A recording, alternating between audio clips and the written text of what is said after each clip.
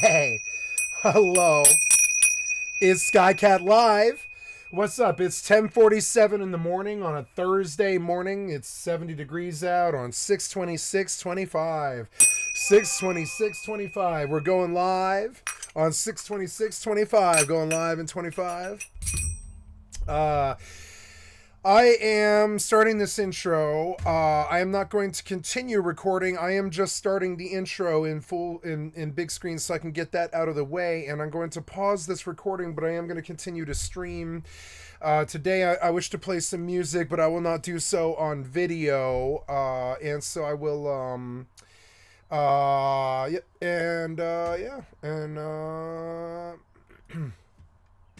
let's go.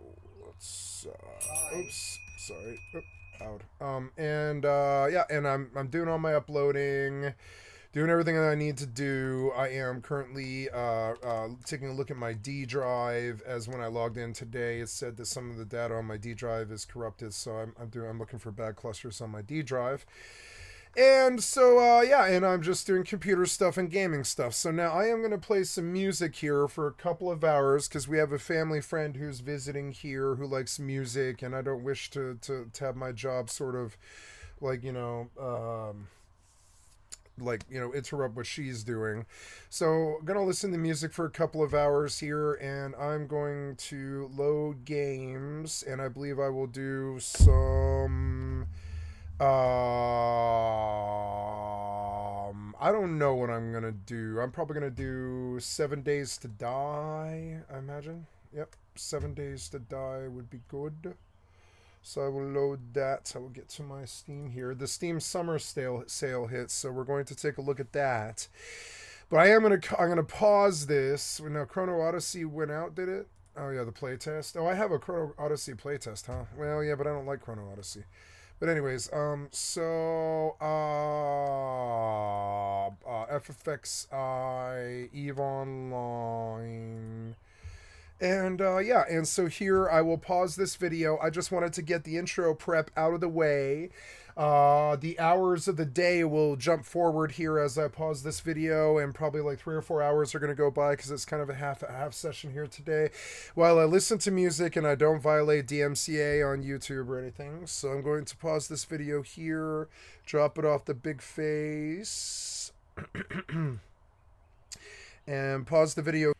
Hi guys, it's 7:20 in the evening, and I didn't get back until 2:30. It took me 5 hours to get free with all the stuff that I had to do this afternoon, and so yeah, I'm going live now, and taking my shoes off. I walked for 2 hours. I didn't even get to take a shower today. I just did stuff for the last 5 hours. It's fucking so annoying. But anyways, we're free finally. I'm gonna turn on the lights in here. I forgot.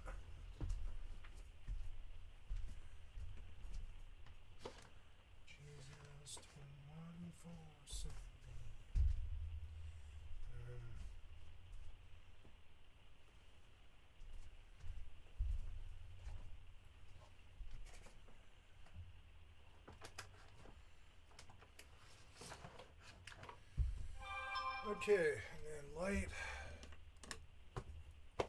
Okay, good.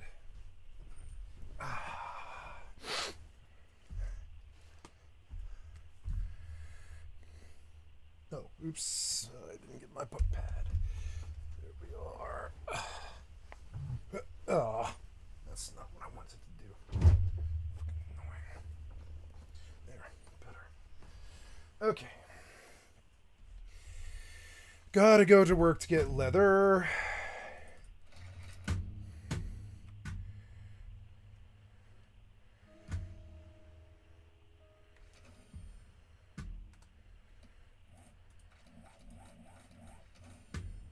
Damn, you're like twice my level.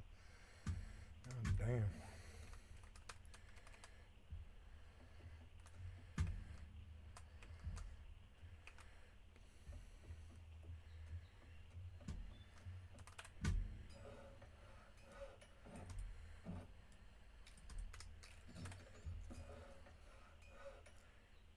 Gyrocopter accessories.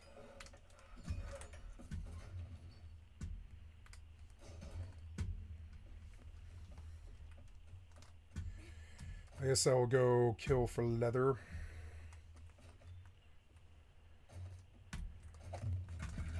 think riding down this road should be good. Just find some bears and stuff.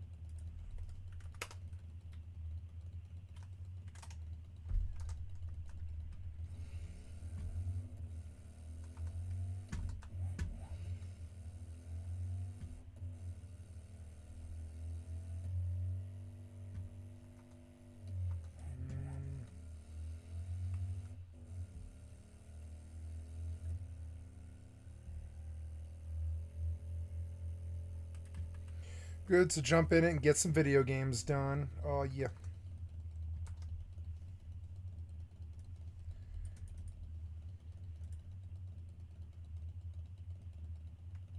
I remember Small Wonder. That was a good show.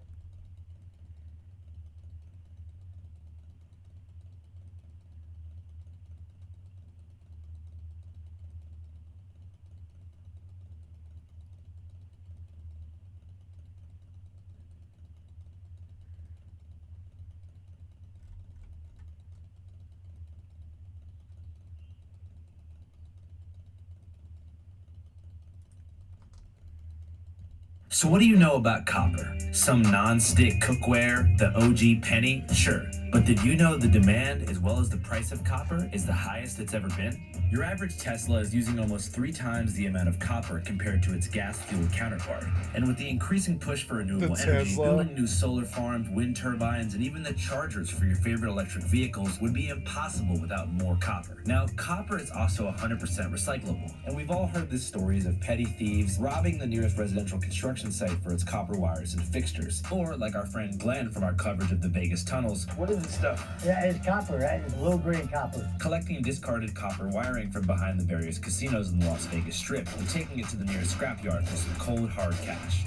Do you feel happy with this amount? No, I'm not happy at all. But sometimes the true cost of acquiring this copper is a lot more than scouring the back alleys of casinos in the hot Nevada sun. The true cost could be devastating, and that takes us to Oak Flat. For many Apaches, this land is holy. And that's what this fight is about survival. But soon the area could be home to a massive copper mine that plunges more than a mile deep. Today we're going to talk about a Native American tribe and their struggle to save their land from being exploited by a transnational energy company. To tell this story properly, we got to back up to earlier this year, the first week of April to be exact, when the Trump administration passed an emergency reform bill opening up 59% of previously protected national forests to logging. You know, chopping down trees to make coat racks and birdhouses. Trump's agriculture secretary issued an emergency order memo last week calling for the expansion of timber production by 25%. That memo says the United States has the abundance of timber resources that are more than adequate to meet our domestic timber production needs. As it currently stands, the U.S. is still the #1 wood-producing country on Earth, but China isn't too far behind. And they've recently launched a forest plantation plan that allegedly would allow them to overtake us by 2050. Hence Trump's executive order, which opens up the previously protected forests to logging.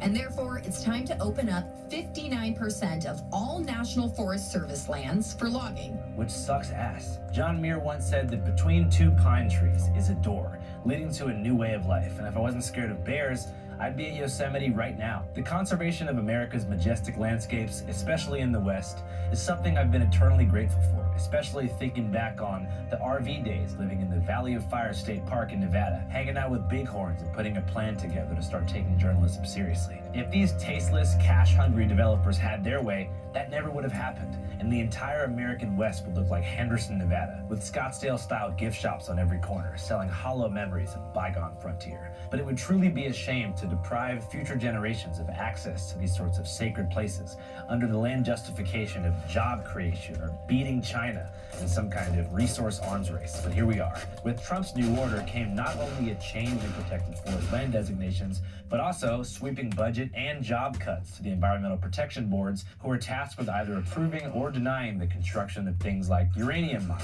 and nuclear power plants on federal land. Of course, these budget cuts connect to the Doge and the newly estranged Elon Musk, aka Kekius Maximus, the most powerful culture war victim in recent memory, whose solution to the very real non-profit industrial complex issue was to fire teachers and baby formula testers, among other things. While Musk was unsuccessful in detangling the trillion-dollar web of useless NGOs like Symposium, he was successful in re-stigmatizing ketamine, a drug that's gone through a lot since Matthew Perry's passing. But back to Trump's reform bill. As usual, some of the federal lands that are immediately slated to be raised and extracted from are extremely close to Native American reservations, particularly in Arizona. I'm honestly a real nerd about land designations, so I don't want to bore you guys for too long, but here is a state map of Arizona with colors indicating what land belongs to who, split up in categories of ownership. And if you're listening to the audio-only version of this podcast on Spotify or you're blind, I sincerely apologize, and I'll attempt to be as descriptive as possible moving forward. So the color to focus on here, which indicates native land, is orange. Every other color, including National Forest, Bureau of Land Management, National Park, National Wildlife Refuge, and military, is all more or less owned by the same entity, the federal U.S. government. And because Arizona is mostly a Trump-compliant red state, state park, county, and state land trust designations are kind of under the same umbrella. So you will notice there are 5 major clumps of orange-colored Native American land. In the upper northeast of Arizona is the largest reservation in the state, the Navajo Nation, home to its own language and 168,000 residents. In the southwest part of the state, you have the Havasupai and Hualapai reservations, the indigenous inhabitants of the Grand Canyon, many of whom live an isolated and insular lifestyle, numbering about 1,600 residents.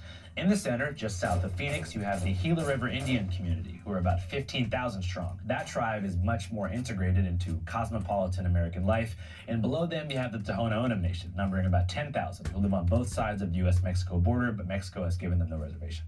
Last but not least are the Apache, who live an hour east of Phoenix in the San Carlos and Fort Apache reservations, which total over 3 million acres and will be the main focus of today's video. Wow. But before we get into all that, I just want to mention that the 5 tribes that I talked about, and I'm sure I'm missing others, have all been relentlessly targeted by energy corporations in the past decades, I'm sure. particularly in the nuclear energy sector. As many people in Arizona know, the Navajo and Havasupai lands are rich in uranium. And in our previous video called Havasupai Uranium Mine Protest, we covered a demonstration near the Grand Canyon that was held by a coalition called Hall_No, who were attempting to stop the construction of a uranium mine called Pinyon Plain Mine, which a billion-dollar Canadian corporation called Energy Fuels Incorporated was planning to build not only in the previously protected Kaibab National Forest, but overtop a freshwater aquifer that provides the remote Havasupai tribe with all of its drinking water. Protesters and Havasupai tribal members were concerned, and reasonably so, that the underground infrastructure of the uranium mine would pierce their aquifer and then poison the drinking water, among other things. This concern is not just out of nowhere, it stems from the lived experience of the nearby larger Navajo or Dene Nation, which is the largest tribe in the state, as I mentioned, encompassing the Four Corners region, where reckless uranium mining by energy corporations between 1944 and 1980 poisoned an entire generation. Today, 85% of the people on the Navajo reservation reside in uranium-contaminated homes and have a rate of cancer twice the national average. And for those who worked in the uranium mines themselves at one point and benefited from these jobs, the cancer rate is 27 times the national average, even as tribal leaders have taken great measures to clear nuclear waste buildup from the toxic sites where these uranium mines once were. Notice I said was.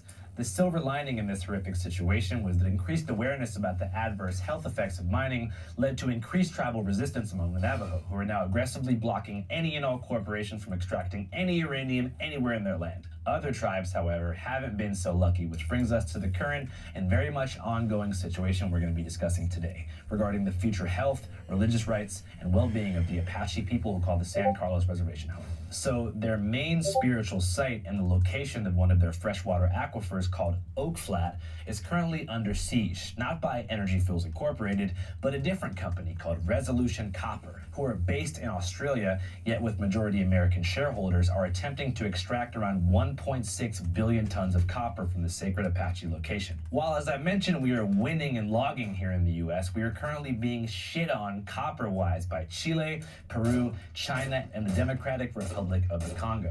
But this discovery of copper at Oak Flat is the largest copper deposit discovery in American history. So the Trump administration appears dead set on making sure this mine is built to reduce our reliance on foreign imports and return American manufacturing jobs to the homeland, even if it means violating tribal land rights and repealing environmental protections to do it.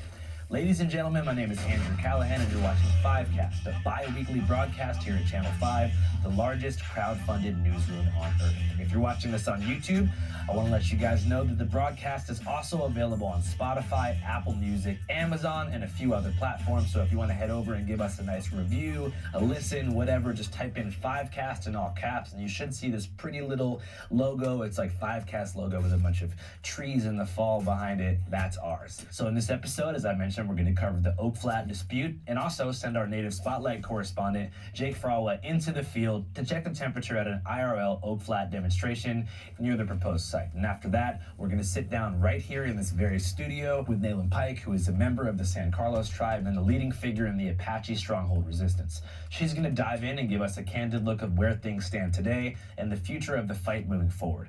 But first, I want to share some positive news stories, because Lord knows we need it. So if you know me, you know that I love minor league baseball. In fact, I recently threw the first pitch at the El Paso Chihuahuas game, which was the best experience of my entire life. How fast do you think that was? Easy 72. Really, easy 72 miles per hour. Yeah. Well, in positive news today, it appears the mid-sized southeastern city of Greenville or Grenville, South Carolina has been revitalized. And by that, I don't mean like in Seattle when Uncle Ike's was built on 23rd and Union to make way for the erasure of Seattle's black community in favor of a sanitized IKEA-looking neighborhood to house SU students. I mean legit positive change without displacement, and that's because of the Greenville Drive, a minor league affiliate of the Boston Red Sox, who play at Flower Field, a stunning ballpark that was built upon the decrepit skeleton of a stinky lumber yard 20 years ago. Since then, the stadium and associated businesses have brought in over $300 million in revenue, and that's thanks to a man named Craig Brown, who funded its construction in 2006 out of simply goodwill, because he saw a future in G-Town. So I'm really happy for you guys over there in Greenville, South Carolina, and I wish nothing but prosperity and fun times in the future.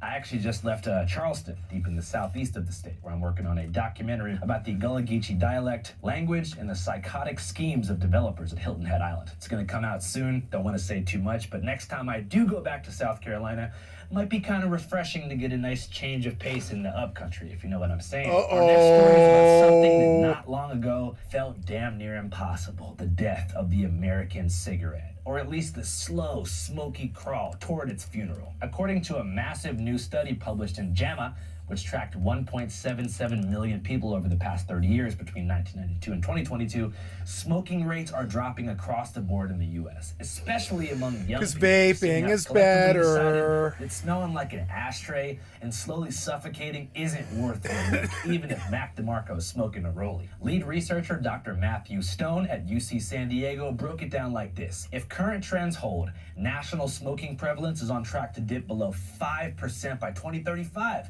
That's in 10 years, which is kind of like saying that lung cancer and Marlboro billboards might one day both be artifacts in some washed up museum in DC.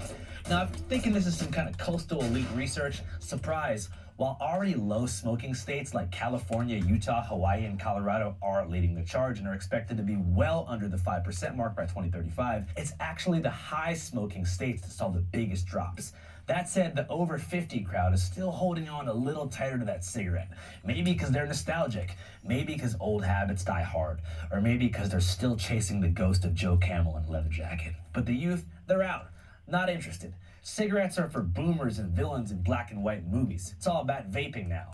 So shout out to Gen Z for choosing popcorn lung over lung cancer. And shout out to Dr. Stone and the data nerds who gave us the hard evidence that we might actually outlive the Marlboro Man in due time. Smoke him if you got him, but it looks like fewer and fewer people do. All right, that's all, folks. As I mentioned, we're going to have our infield segment today, hosted by our Native Affairs correspondent, Jake Fragua, who went to attend an Apache-led protest at Oak Flat, right smack dab where Resolution Copper is trying to mine.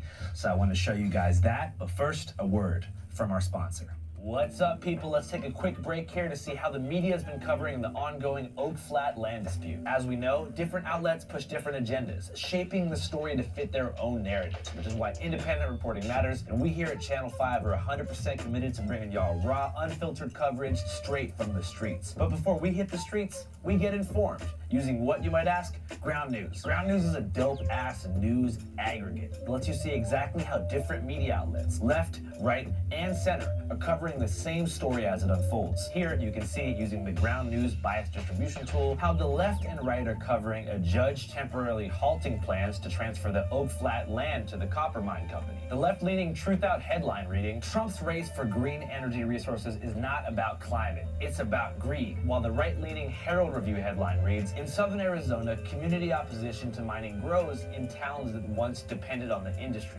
See what they did there? Curating the facts and selectively explaining things in a certain way to fit their own narrative? Total bullshit. Ground News. Another thing that I love about Ground News is how it helps you figure out what's genuinely newsworthy by showing you how many sources numerically are covering a story. That kind of transparency helps you clock if an article is legit, or in this case, in Oak Flat, lets you see just how underreported certain issues are. Another feature that I love to use at Ground News, the blind spot tool, which shows you the stories that might not be appearing in your typical media bubble. And that's why we trust Ground News to help us cut straight through the noise. And right now, you can subscribe for 40% off their unlimited access Vantage plan, bringing the cost down to less than $5 a month. Just scan the QR code here, or click the link below in the pinned comment or the description to sign up. Supporting Ground News means helping to support us, which means we can keep making videos like this, giving you guys coverage that isn't watered down or dictated by corporate interests. So check it out, stay informed, and most importantly, don't let the media tell you what to think.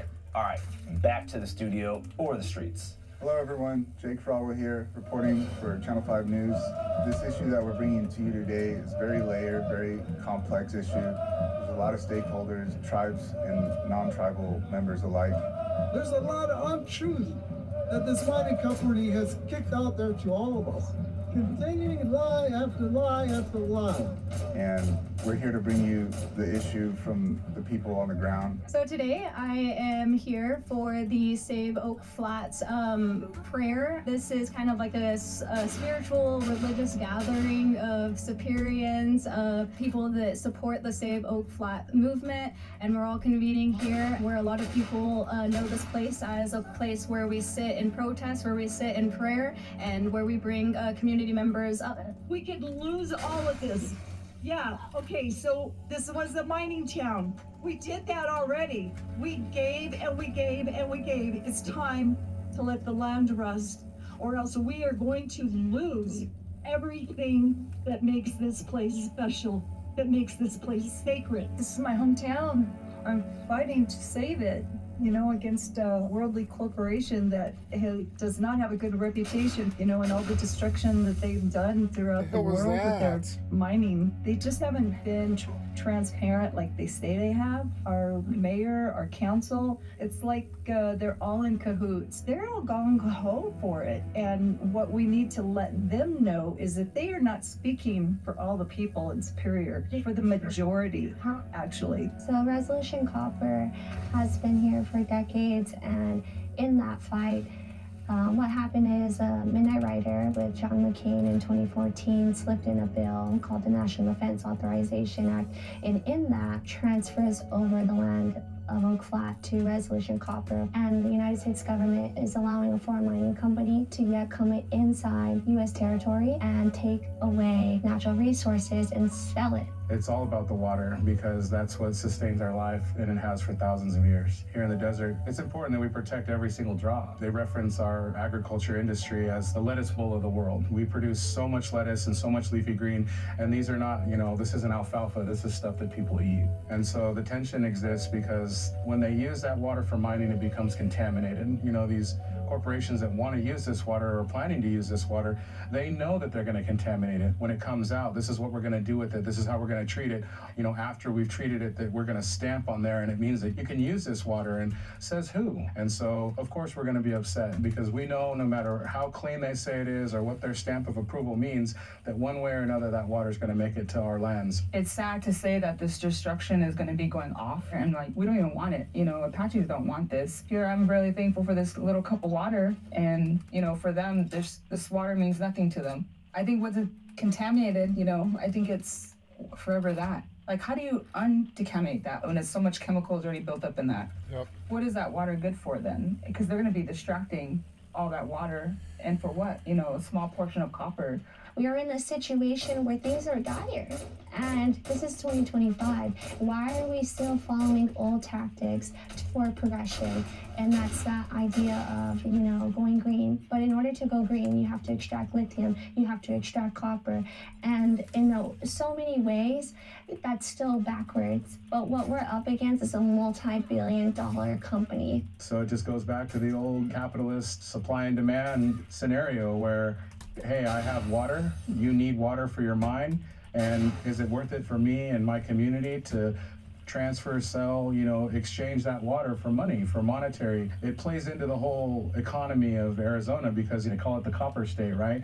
And so, hey, we're using the water to, you know, encourage the namesake of our state, to uphold this whole idea that, you know, the copper state means that we have to take every drip of copper. And, you know, I don't think that's what it means, but that's what they're exchanging it for. Going back to that reminds me, makes me think of like an elder who told us back in the day that when Apaches did see copper, that they would just leave it in the earth because they knew it wasn't for them. It has to take someone who's a foreign mine company to come and distract that from a sacred place. Do you have any insight into how much or what's been polluted or what is the state of the aquifer? Yeah, if you make your way up a little bit more, I guess, south of the Holy Ground, is a spring there, southeast, and it's called Nizhoni Butterfly Spring. And that was a spring where the girls would wash their corpage, their clay, you know, after a sunrise ceremony. Because within 24 hours, the girls have to wash that. So the godmother goes, and a certain amount her family goes. And reading, you know, this article of the last previous sunrise dance there, being that there was no water. It seemed like every time we would go there, it would be filled with water, and then over the 10 years, it just started dropping to like no water, you know, barely flowing through there. And that was, physically seeing that was very sad because there's turtles that were in there. And I remember specifically one time, you know, just singing our songs facing the east, we were praying for that water before they started distracting, because we saw the drill rig, you know, of them moving that from area to area.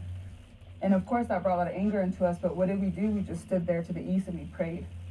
And a little turtle, I remember a little turtle stuck its head out and looked right at us so calmly, and it went back under, you know, like thank you, you know, because that's its home. But that water, just seeing that level of it visually go down, and then was very saddening to the heart, to your spirit. And then also the acorn trees there, like I said, the medicine plants there, the plants that feed us. Right now, all these lies that they're being told, we have to lean upon our spirit and ourselves, because there's so much destruction. The fight has never ended, that the indigenous people of this country continue to fight every day for our language, for our culture, for our plants, for our traditions, for our holy sites, and for our religion. How can you make a group of people survive and thrive in a system that was meant to break them? But we still survived because we had the land. These lands were still here. We still knew in our heart and in our mind that we could come back some way, somehow. But when it's gone forever, what happens? This is another step closer to taking what is left, what we fought so hard for as Indigenous people, and that's why the weight feels heavy. It's gonna be, you know, destructive and horrible. Just seeing it in the format of a 3D mat of people, you know, showing the Eiffel Tower will fit in this crater in the earth, a place where I've like slept and occupied, to know that that is gonna be an open crater. What good is that gonna be? What's at risk here? You know, just a little small portion of copper, or is it who we are? And for me, it's our identity that we have to fight for. What happens is our identity, our spiritual ties to these lands are ripped away. And how do you make that person move forward, move on? You can't mitigate that. It's the equivalent of it being in our bank. You know, if the resource, these precious metals and resources are in the mountains, I look at it, to me personally, like, hey, it's in our bank. You know, that's our bank account, our tribe. You know, just to shift it to the capitalist perspective, they'll understand that, right? They understand that we have it in our bank. So what gives them the right to go and raid our bank? If the courts don't want to stop it because, you know, they're already figured out a way to prove it and, you know, make it look like they gave us, you know, due process, then that's on them. But that water is still our resource to squander or to protect. And so if you come from these communities, stand up for that water and don't let your leaders transfer it, because the money's not worth it. All right, man. Shout out to Jake for that amazing coverage. I'd also like to mention that we just sent Jake to a different reservation, this time the Turtle Mountain Res in North Dakota, to speak with the recently freed Leonard Peltier, who was convicted of the double homicide of 2 FBI agents in the 1970s, while he was the leading figure of an organization called the American Indian Movement, aka AIM, which was kind of like the indigenous answer to the Black Panthers. Because of some of the discrepancies in the government's case, Peltier is considered by his supporters to be the longest held political prisoner in U.S. history, and former President Biden commuted his life sentence 20 minutes before he got out of office. So here's a preview of that.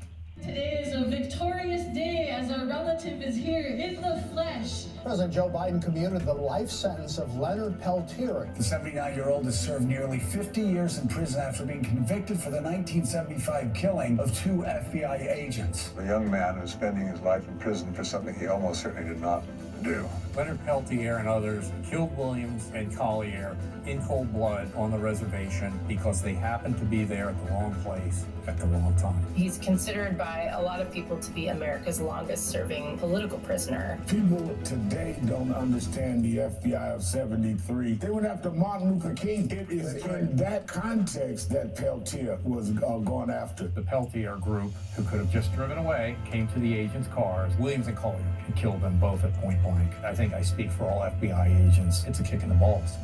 That's... I know in my heart I never killed nobody. Howdy there, Jake Fowler here with the C5 crew in beautiful Belcourt, North Dakota, homelands of the Turtle Mountain Band of Chippewa Indians. Right now, we're standing at the entrance to the casino here, and they're hosting an amazing event to honor the longest held political prisoner in the United States, Leonard Peltier. So let's check it out. My spirit name is One Who Carries the Light. Turtle Mountain, born and raised, just here to celebrate Leonard Peltier coming home. There's a town that you enter before you come into the Turtle Mountains. We got word that there was all sorts of community members who stood up on the side of the road, children, elders, probably 20 below, maybe even colder with the wind, and they're out there fists high cheering on Leonard, and it was a powerful moment. Seeing him walk in there, them printing shirts of his, food, the drums, community, fam. You know, we're in this together in unity. Just goes to show you right now what we're doing with Leonard. Beautiful people gathering together, you know, saying out war cries or whatever. It's really beautiful. Yeah. I'm still shocked. You know what I'm saying? When I saw him get off that plane with him, I'm like, oh my God. To bring home somebody after that amount of time, Mandela, who did 27 years in a South African prison, then he came home and became president of South Africa. I think this is bigger. So I'm just excited to see what they do next, man. It's only up from here. If you could describe today in one word, what word would that be? If you'd like to see our full documentary, Leonard Peltier Comes Home, head to our Patreon at www.patreon.com/channel. I love Leonard Peltier. As many of you guys know, we are a totally independent, almost 99%. I've known about that since I was like operation. 16 And years it's your old. support on Patreon, which is about $5.55 a month, that keeps this whole train rolling, and it's just it's how we can stay independent and not sell out. It's because of you guys, so thank you. All right, now for the main interview of today's podcast, as I mentioned, with the prominent activist, San Carlos tribal member, and leading figure in the Apache stronghold, Miss Nayland Pike. Here it is. My name is Nayland Pike. I am a member of the San Carlos Apache tribe, but my descendancy goes back to being Chiricahua Apache. What can you tell us about growing up out there? Living on the reservation has been a part of me. I think that when you look at a reservation or a location that Native people are placed, you kind of have this idea like, oh, that's their ancestral homeland. Like for some, like for the Navajo people, they live amongst their 4 sacred mountains, and so that's where they come from. But what makes our reservation unique is that it's actually not our ancestral homeland. So in our history, it was called Hell's 40 Acres by the Cavalry, and it was at the bottom of the bowl of the mesa. was our people, and we were forced there as prisoners of war. And not just Apache people, but different bands of Apache people. We had Mojaves there, Yaqui and Yavapai, so other tribes. And when we were placed there, the cavalry knew it was only 40 acres of land where there's no food, no water, and it made us force on the government's rations. And so anyone who would try to escape, they were killed at gunpoint, because at the top of the mesas were the cavalry post. For me, when I think about living on the reservation, I think of me being a prisoner of war, with that lingering story, that lingering history of our people.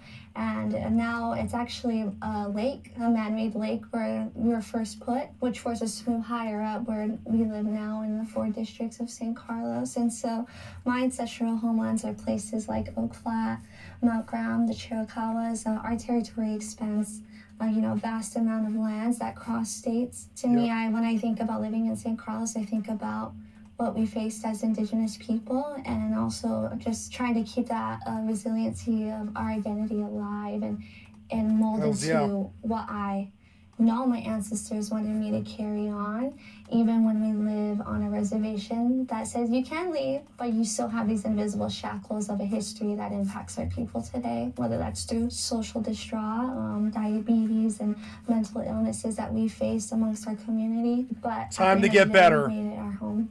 It's interesting that you mentioned that we can all get better together. Are close to the ancestral homelands, but not quite there. But you mentioned the Dene are pretty much where they've always been. Yeah. And obviously most of the tribes that are in Oklahoma today were moved from elsewhere in the country. Do you think that relocation affects the psychology from tribe to tribe? Definitely. I think that, when we look at Oklahoma, it's an Indian state. And like for some, you'll see like there's a Southern Cheyenne, and they live in Oklahoma, and then there's a Northern Cheyenne, and in their history, and they live in Montana, next to Billings. And when you hear their story, is that they were forced, away from their homelands, but a group of them wanted to fight and wanted to go back home. And so what happened is when they were in one of their forts, in their barracks, they escaped, and that group ran and fought for their lives and were being chased by the cavalry at that time. But when they made it home, the United States government, I don't know if they felt bad or if there was this, treaty that they made. And some of those that made it back to Montana now live, and they're the Northern Cheyenne, and they're federally recognized. So it's crazy to see that, like, you have the Northern Cheyenne and the Southern Cheyenne, they're one group of people, but because of that history, they're separated as federally recognized tribes. And so for me, being San Carlos Apache, and that's why I say I identify as Chiricahua, because if I say I'm San Carlos Apache, then I'm allowing the United States government to assimilate me and to make me forget my true identity as a Native woman, as an Apache woman. Even beyond that, we have clanships, and that for my clan is the Sonoyan. You have this idea in the United States that generalize our people, right? Like just Native American, you're romanticized, you're sexualized, objectified. But then what happens for me when I see that, like, I want to deny that. And so there's this like internal struggle we face as individuals, because not only are you under the constraints of the United States government trying to assimilate you, trying to continue acts of genocide that we face today, you're also having to fight your own people, because you have those who have taken in missionaries who are now Christian, and you have this rift, right? This divide and conquer tactic that we see every day on the reservation. We have to, depend on government funding in order to survive. Then you get this idea where casinos, right?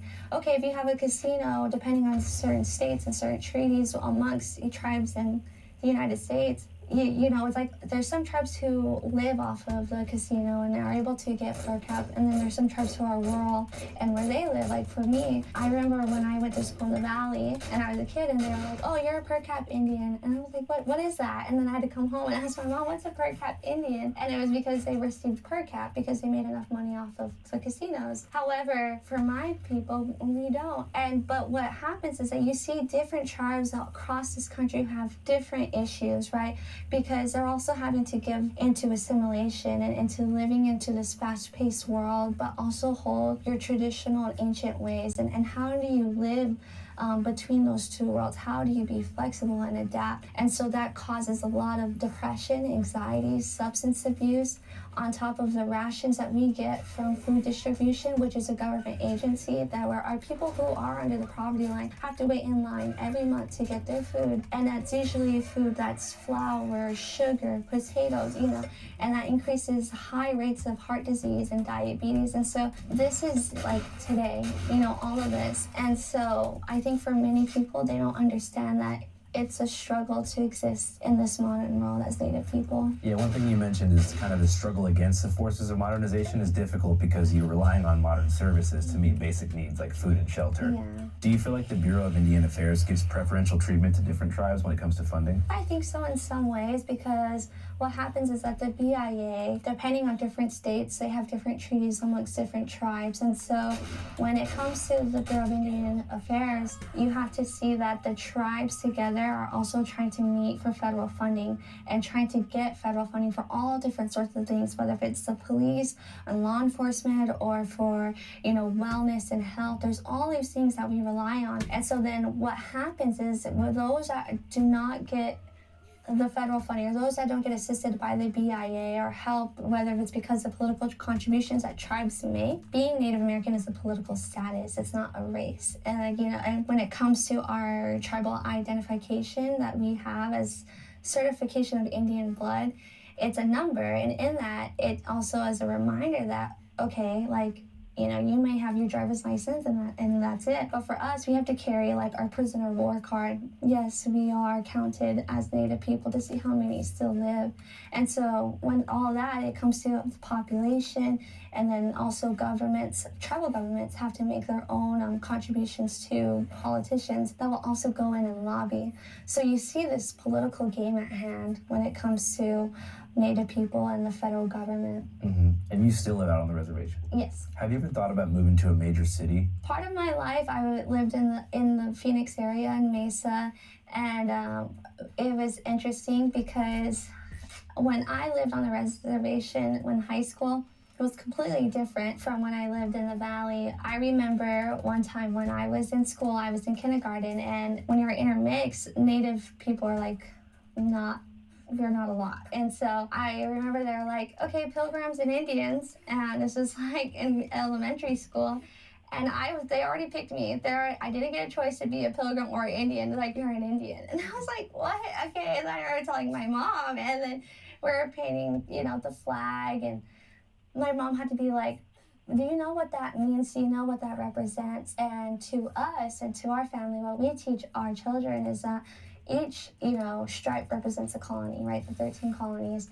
In order for those colonies to be here, they had to murder people. Those stars that are on there, in order to have those 50 stars, our people had to be placed as prisoners of war. So when we look at that, and when we stand for the flag, whether it's the Pledge of Allegiance or anything like that, national anthem, she always told me, you can choose not to do it. And so in those schools in the valley, and I would fight and argue with the teacher and explain to them, and I'm like this little crazy res kid arguing with the teacher, and it's I had to keep fighting for that and making people learn and understand. And so having to live I want to be a valley crazy and res living kid. that fast-paced life taught me to I can't be stand the proud of who I systematic am, to hold my head up objectification of high. everything. But interesting, when I by the rich white moved man. back home to the reservation and I was in high school, I remember walking around my own peers who were the same color as me, came from the same res as me, and most of us were like family or know each other, and I could see them walking with their head down.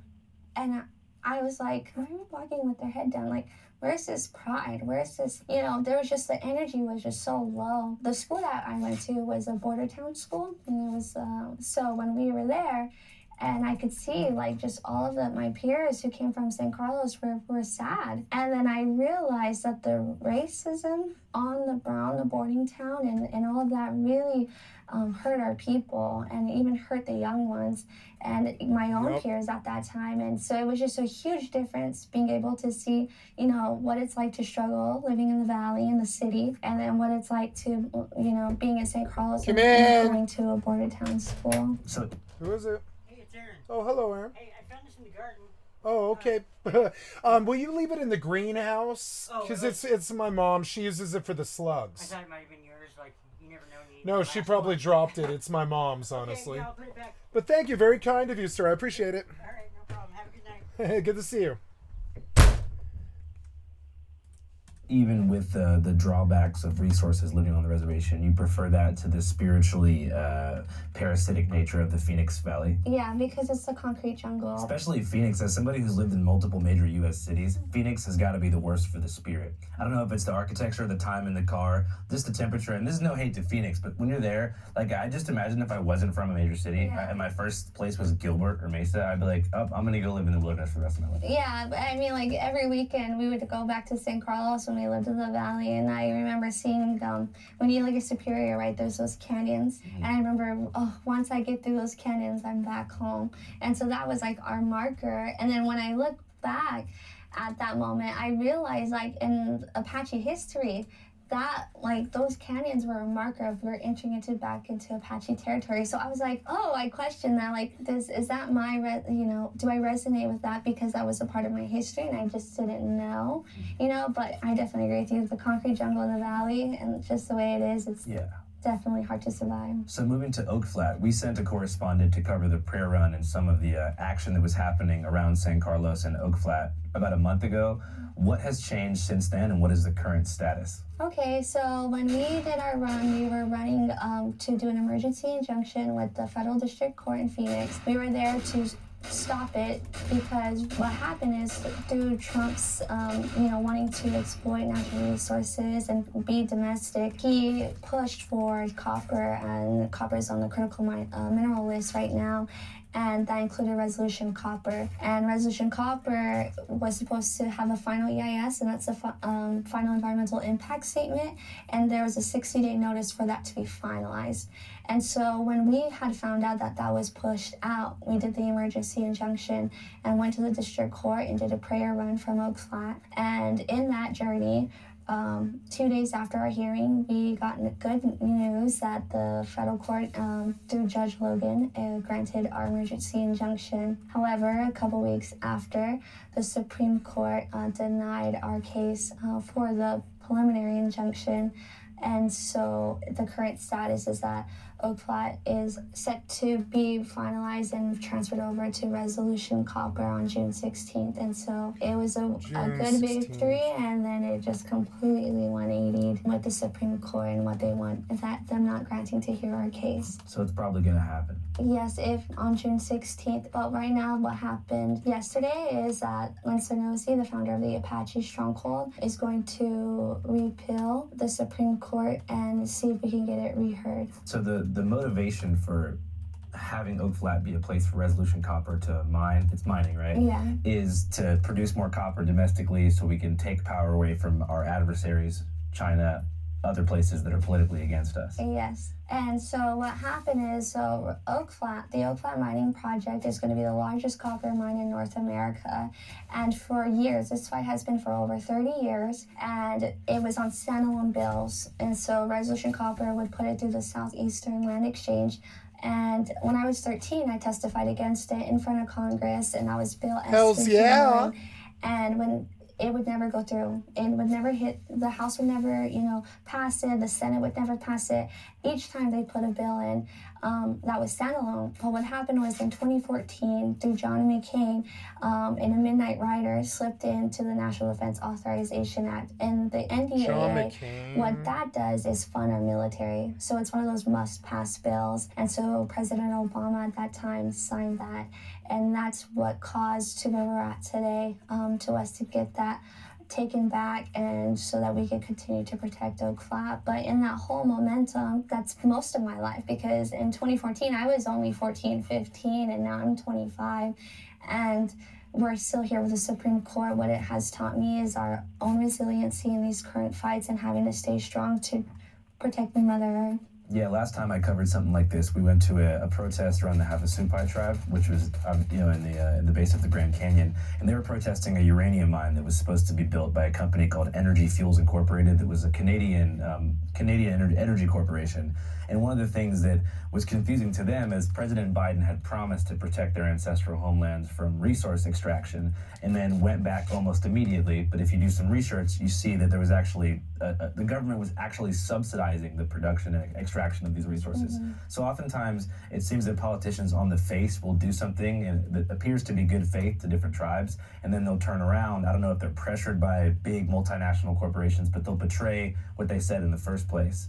Was there any politician who was really committed to defending the Oak Flat that switched? Well, yeah, so we had Ann Kirkpatrick, who at first was, okay, we're going, and Paul Gosar, and that they were going to support us, they were going to work with the tribes, and gave us all these promises into protecting Oak Flat, protecting our identity, protecting just a thing called Apache people.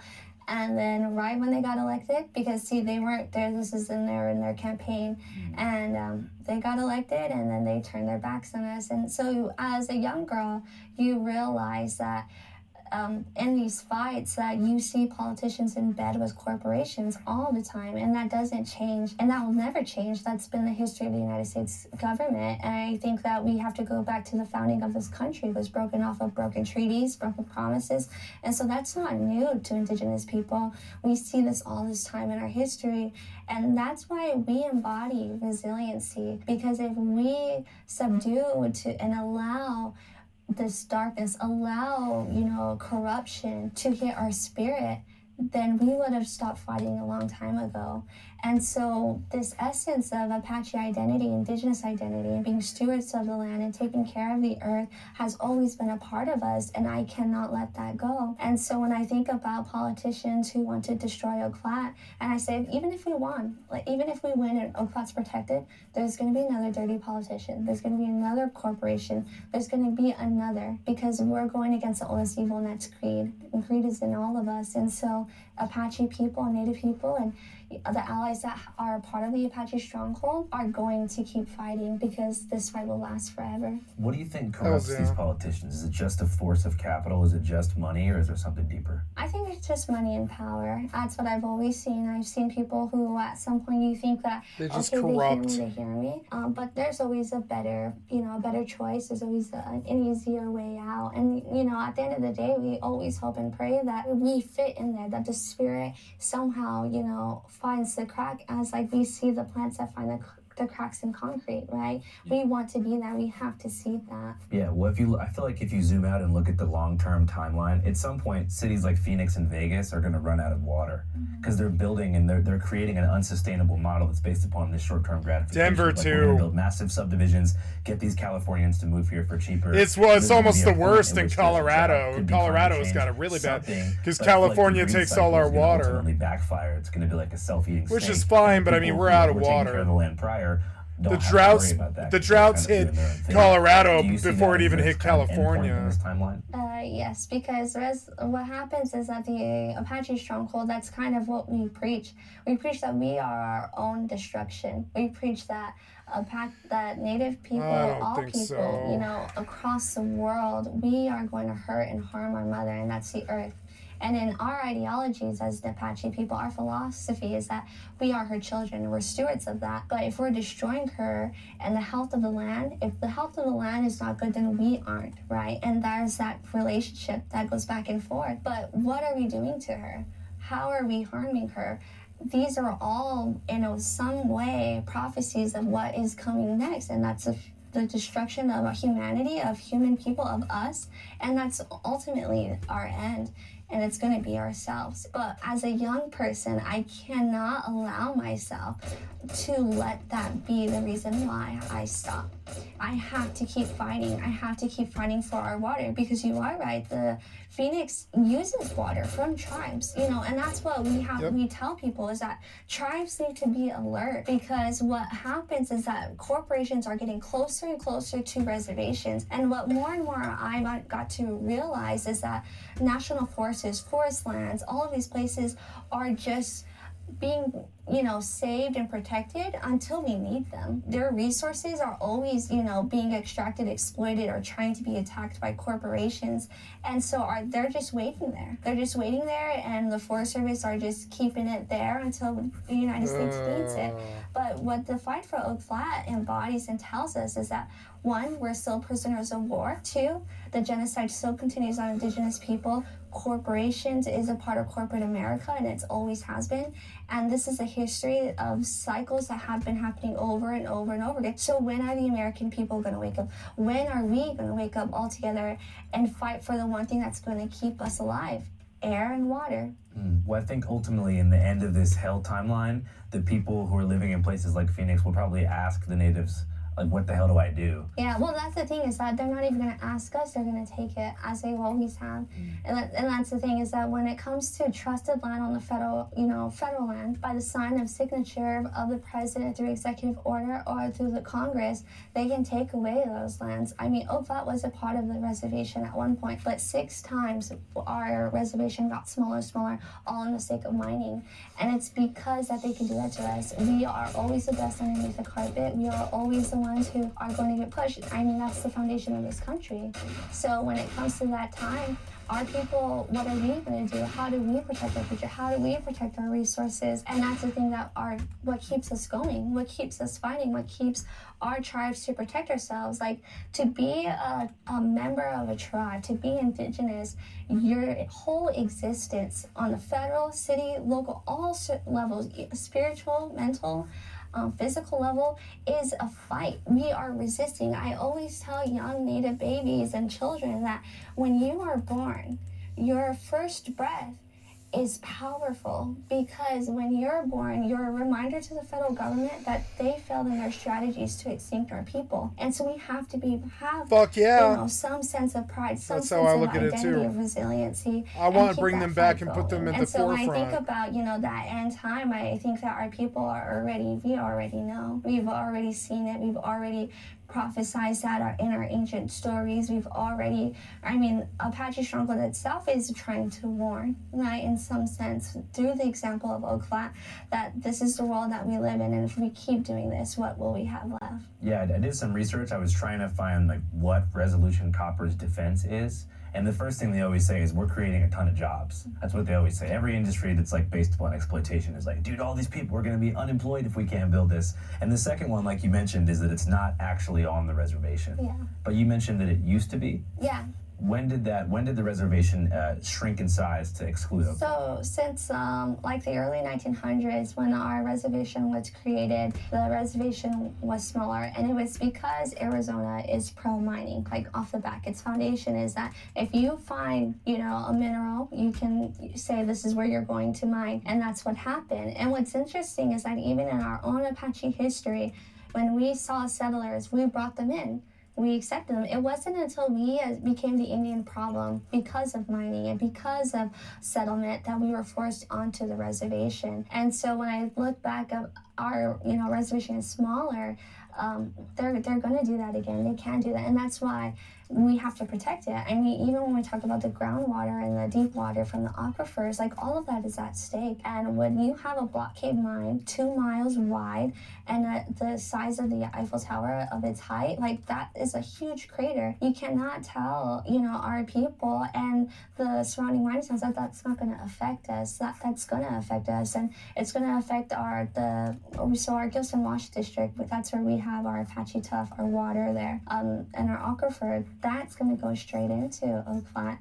And this is only talking about the actual mine itself. That's not talking about the toxic tailings that they're going to leave behind. That's a super fun site that Arizona is going to have to maintain forever. You know, well, you have Rio Tinto and BHP, the conglomerates of Resolution Copper, and dip out and go back home. Like, so the aquifer is beneath where the mine's proposed to be built? Yeah, so there's when it comes to the tunnel ways, when that gets unsettled and it's tampered with, what happens is that aquifer will slowly go in. So even though it's not directly under, the way the tunnels and the waterways works underneath, it will affect it. So there's a huge risk that it could contaminate the drinking water that goes to St. Louis? Yeah, let alone that even with the Gila River Indian tribe, what happened is that they took away their own water, their clean water, and in return they're giving cap water.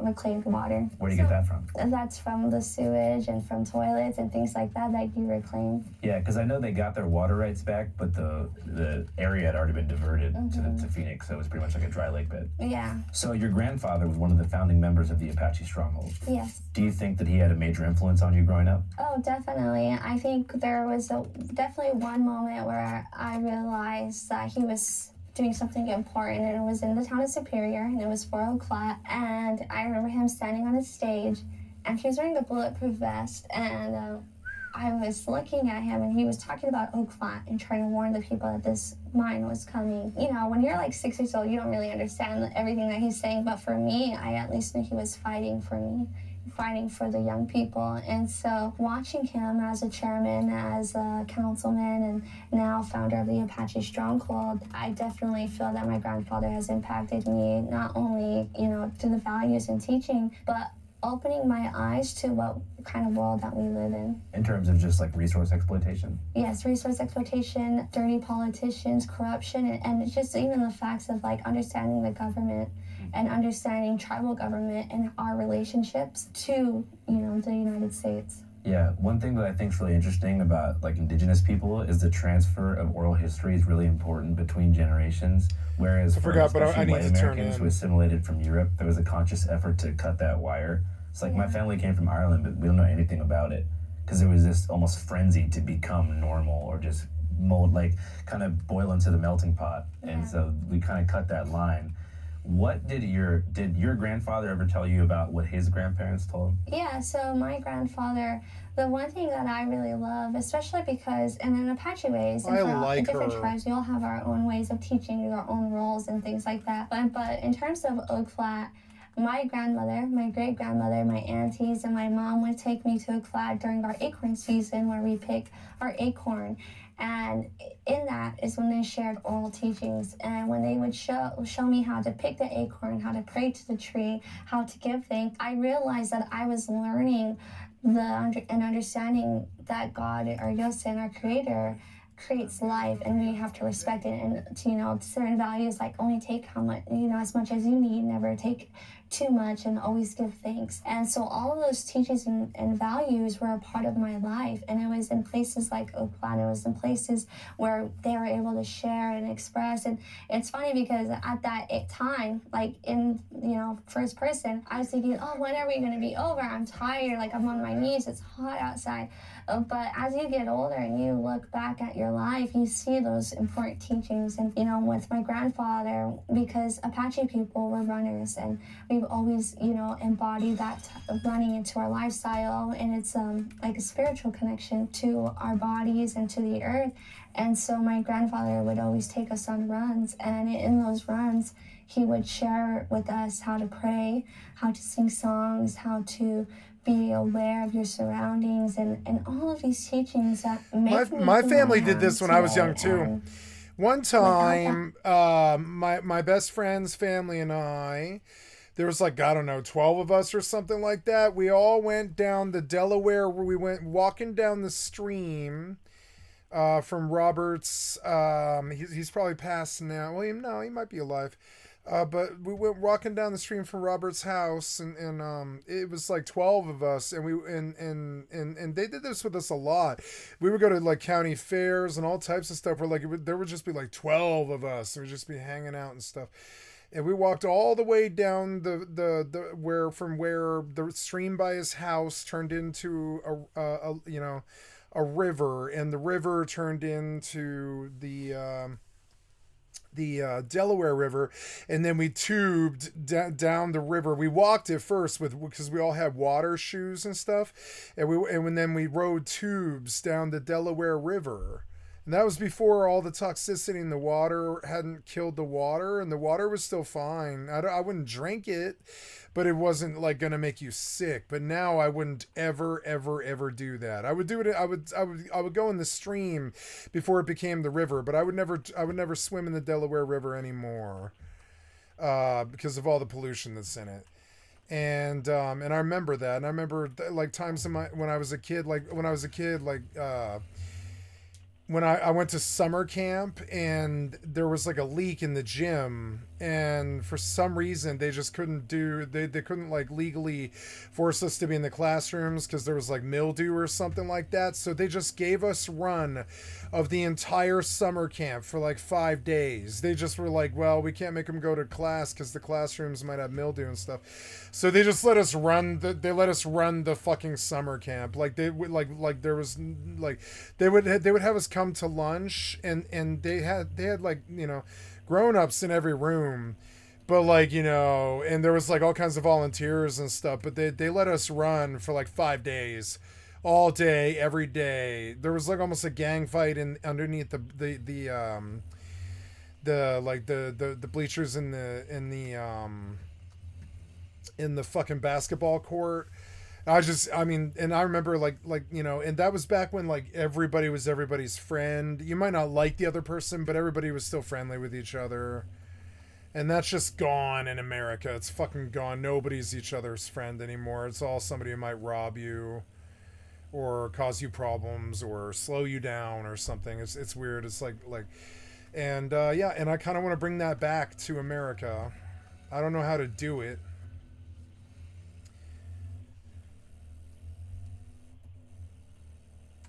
Just be more community based, you know. I don't know.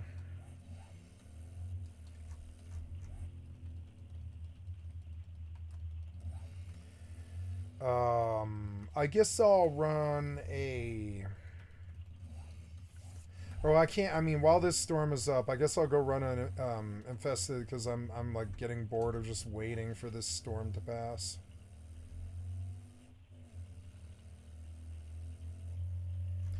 I'm starting to really love this game. It definitely just, you can turn your brain off and just play it. It's kind of obvious what everything needs to be done. And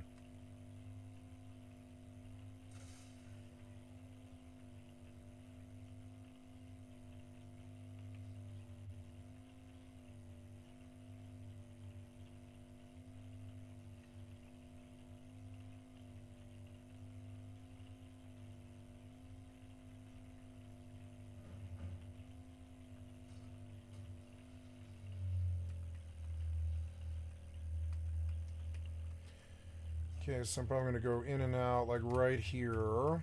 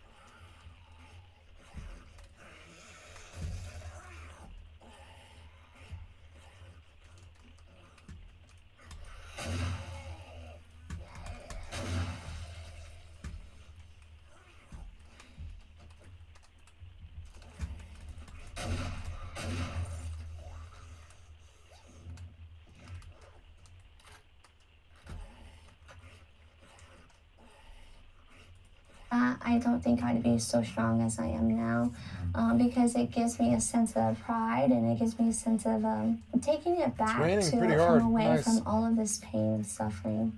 You know, because when you live this life, you're hurting, you're constantly fighting. But when you have those moments, like those teachings, it's all worth it. Do you remember some of your last conversations with him?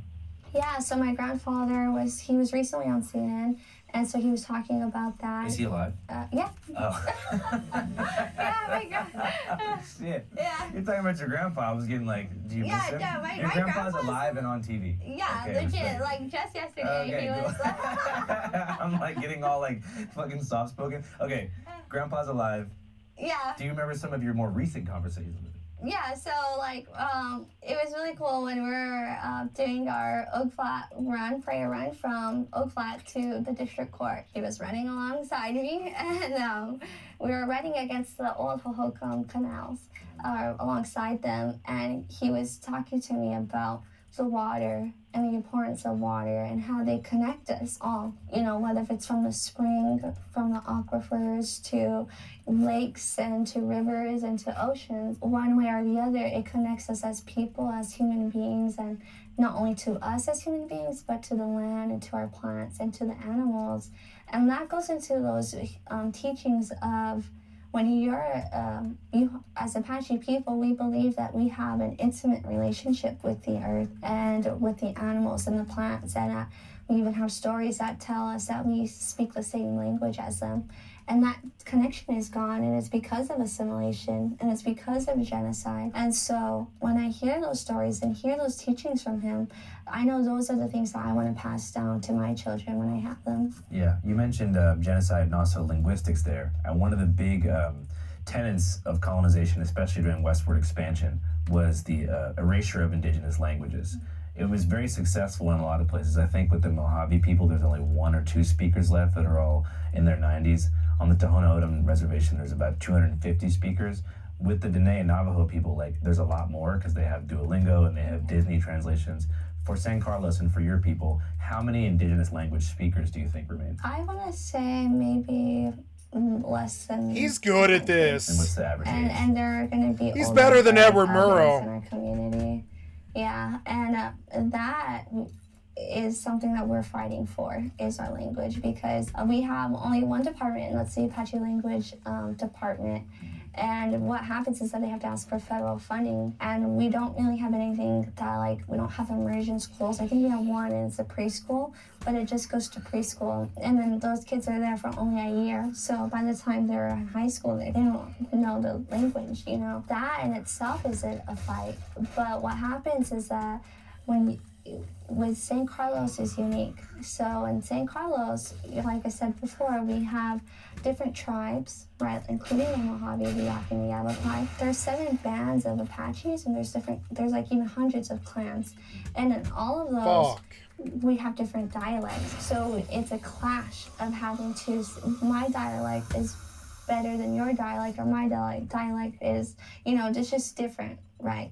And so it's having to, how do you move forward and find the solutions to those issues that was set because we're forced here and forced to live here. Like, this is San Carlos is our tribal ID now, right? We're federally recognized there. So it's not like, you know, those that are in San Carlos that are Mojave, or those that are Chiricahua and Badonkahe, like, that they could separate from one another. Like, most of my people don't even know where they come from.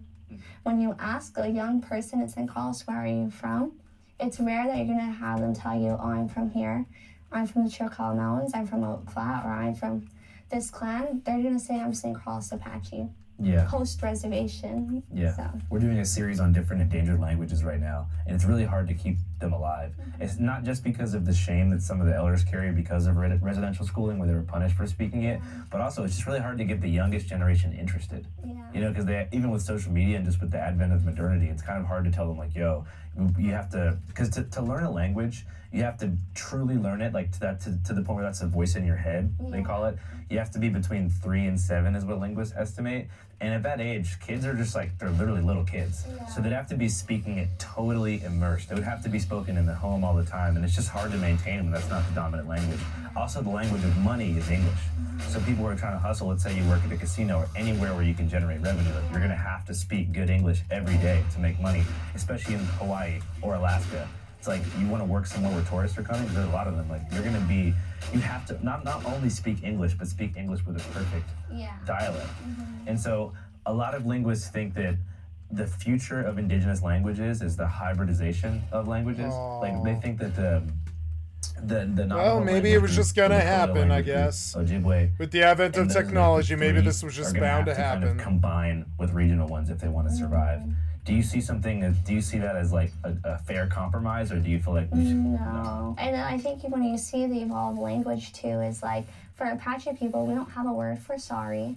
We don't have words for like, I know, I think that's so funny too. I always tell my friends like, yeah, everything we did is with intention. So like, but there's no word for sorry. And that goes into Apache philosophy. We have to find words like casino or like, certain things that never existed in our ancient language. And you have to like add new things. And how do you do that? And in Apache, for most, right now what we're doing is the words are description. So it's just describing the place or describing the cell phone or whatever. So like it's definitely entering a new era, but no, I don't see our Apache people using that as a compromise. Right. It's just tough because so much ancestral metadata is embedded into certain words that were passed on, and when they get anglicized, it loses meaning. I read some crazy thing that was most anglicized languages from Europe after the Industrial Revolution, they objectify everything in the natural world, whereas almost every language before would refer to it with some sort of like family thing. You're talking about a plant that gave you food, or something that gave you water, or like a coconut that gave you something to eat. You'd refer to it as like the friend, the part of the family, the source, the God spirit, whereas in English it's like that thing. Like everything except for the human, including animals, are a thing. And so it makes us so we're human, Homo sapiens are the only thing worthy of being treated as more than an object. Yeah, like we're superior and everything else is superior. Yeah. So how did Oak Flat become a target for mining companies in the first place? I think because we're a part of the mining corridor, and so you have Superior, Miami, Globe, and that's like we're amongst the Copper Triangle, and Oak Flat is right in the middle of all of that. And then you have Resolution Copper through BHP, who is already, mining around that area, creating a conglomerate, and that conglomerate is why they wanted to seek out this copper ore. And it's the largest copper ore in North America. And so they're wanting it. It's a multi-billion-dollar company. We have Rio Tinto, who's notorious for destroying sacred sites and destroying places all around the world. Through violence, through man camps, through all sorts of different tactics, and then you have BHP.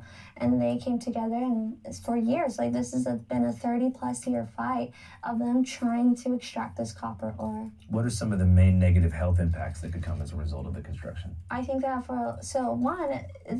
there's a block cave mining process because it's so deep into the earth. No human can work there, so everything is going to be used with technology and robotics.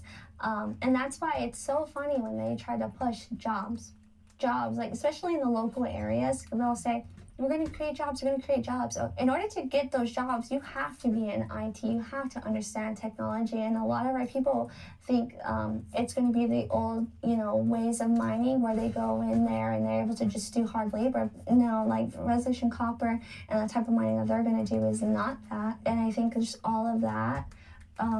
And what we've seen in the history of the local towns is cancer. A lot of the young men and the women who went to work in the mines so most of their life, they had cancer. And so we try to, those people come out and they say, don't support the mine. Your Superior has a group of people who have been affected by that, or if their families have been affected by it. And that's why we say it's not just an Apache fight, it's not just a Native fight.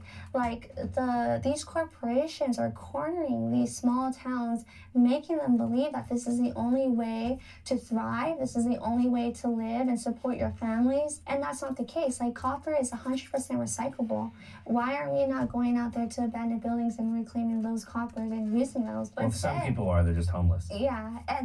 Exactly. And then there's other people who say no, we have to mine, this is our only way, but that's not true. And they say they're going to supply the 25% of the demand needed for the United States, but the rest of that copper is going to China. We have no smelters here that are going to process copper.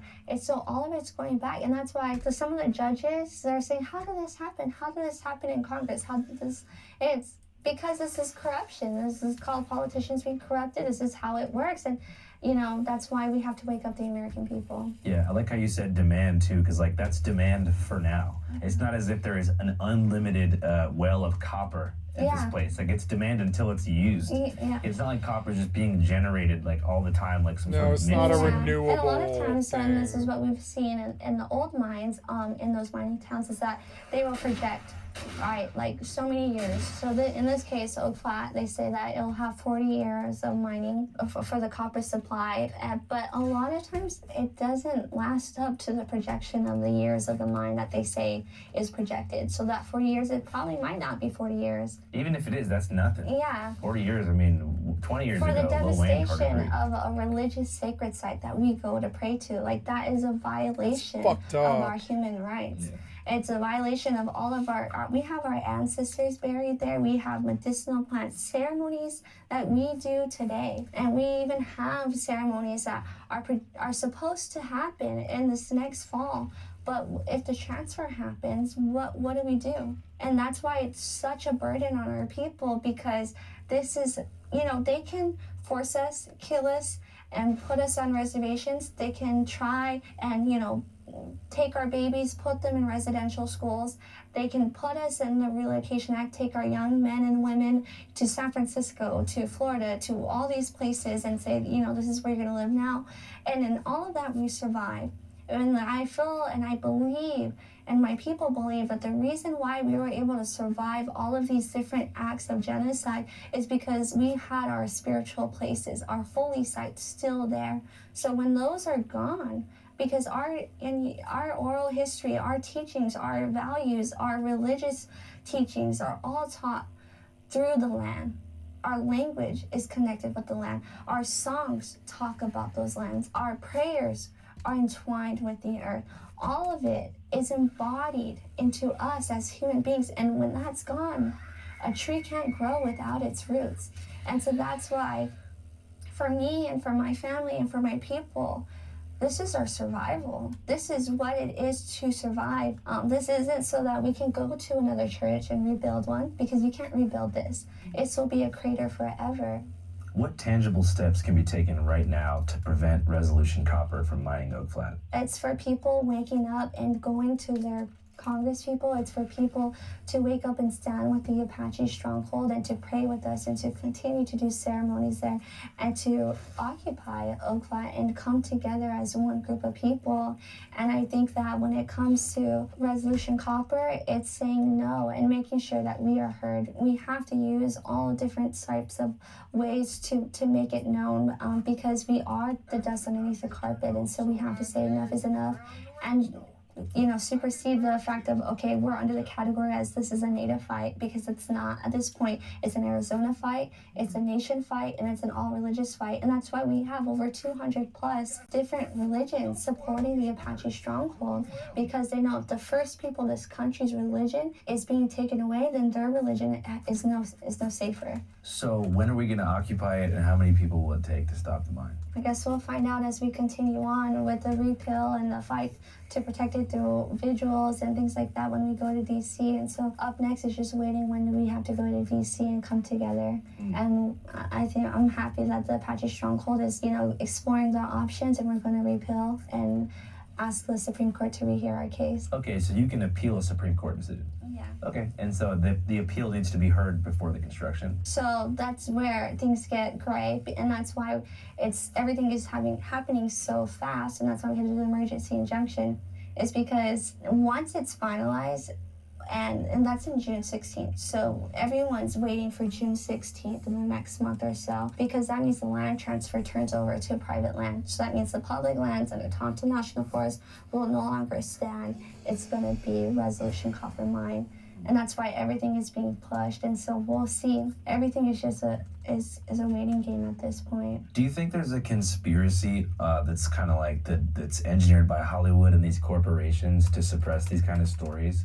Because I noticed that every time I cover an ongoing struggle with native land rights and stuff like that, it gets shadow banned. Like, this might not show up in many people's discovery boxes. But what does get a lot of airtime is stories the claim to be like celebrating or like reminding Americans of the horrible things that happen to indigenous people, but they're kind of, it's hard to explain. Like the Hollywood movie Killers of the Flower Moon, they give you the impression that like the fight is over. Like it was really sad. It's time for us to remember it. It's kind of like slavery movies. It's like, why are they showing this? It's almost a psychic tool, I think, to remind people that they were subjugated and controlled, while allowing people to kind of like feel bad as a form of penance for a very short period of time. Or they're down with like really happy-go-lucky stories about like kids from the reservation who like became movie stars or something, and it's like, oh, cool. So I feel like they're only down with like things about how the Native Americans were defeated, or about Native Americans today who left the horrible reservation and became famous and moved to New York City and are now like advocating and raising visibility for voices.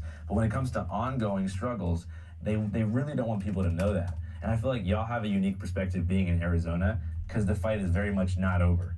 Whereas in some places, like I don't want to say it's over in Florida, but it pretty much is. When it comes to the densely populated southeastern states, like there's really not much you can do, especially with people who have already been moved to Oklahoma. There's not really much land back possibility.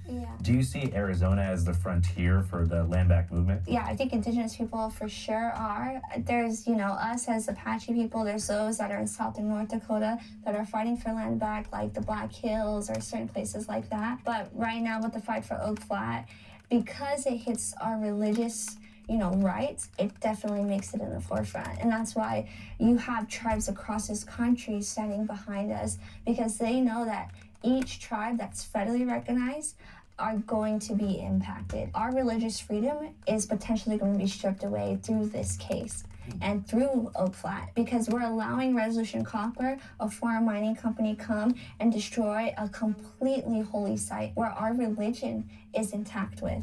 And when you take that away, then what does that say about Indian country? What does that say about our religious rights?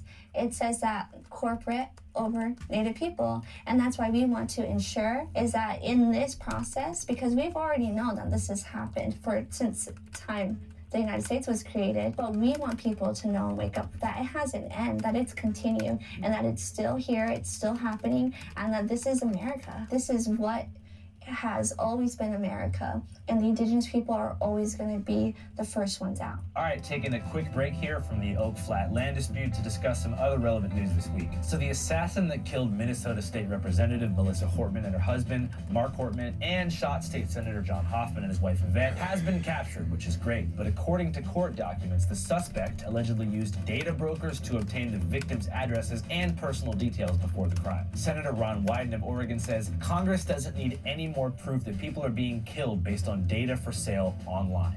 And he's right. Currently, the issue of protecting your privacy has proven to be a do or die situation, which is why I use Incogni, the privacy tool that makes invasive data hoarders delete your information. Did you know that every time you sign up for a newsletter or order some stuff online, your name, email, home address, IP data, and shopping history gets scooped up and sold to the highest bidder, mostly to companies you've never heard of, who can then take it and then sell it to people like that twisted son of a bitch in Minnesota. That's where Incogni comes in. They reach out to data broker sites on your behalf, file official removal requests, and fight back when companies try to play dumb and keep your info. After I signed up, Incogni hit up 86 different data brokers that were selling my info, and a week later, I noticed a big drop in spam emails. No more fake inheritance scams, no more creepy phone calls from health providers I never contacted. And that one time I subscribed to a sketchy survivalist newsletter in 2012, gone. Poof, forgotten, like it never happened. And here's what you gotta do to be like me. Go to incogni.com/channel5 and use the code channel5, CHANNEL5, to get 60% off your annual plan. That's incogni.com/channel5, code Forgot channel5, the motorcycle or just belly. click the link in the pinned comment or the description below. Gotta they go make back. things easy as hell.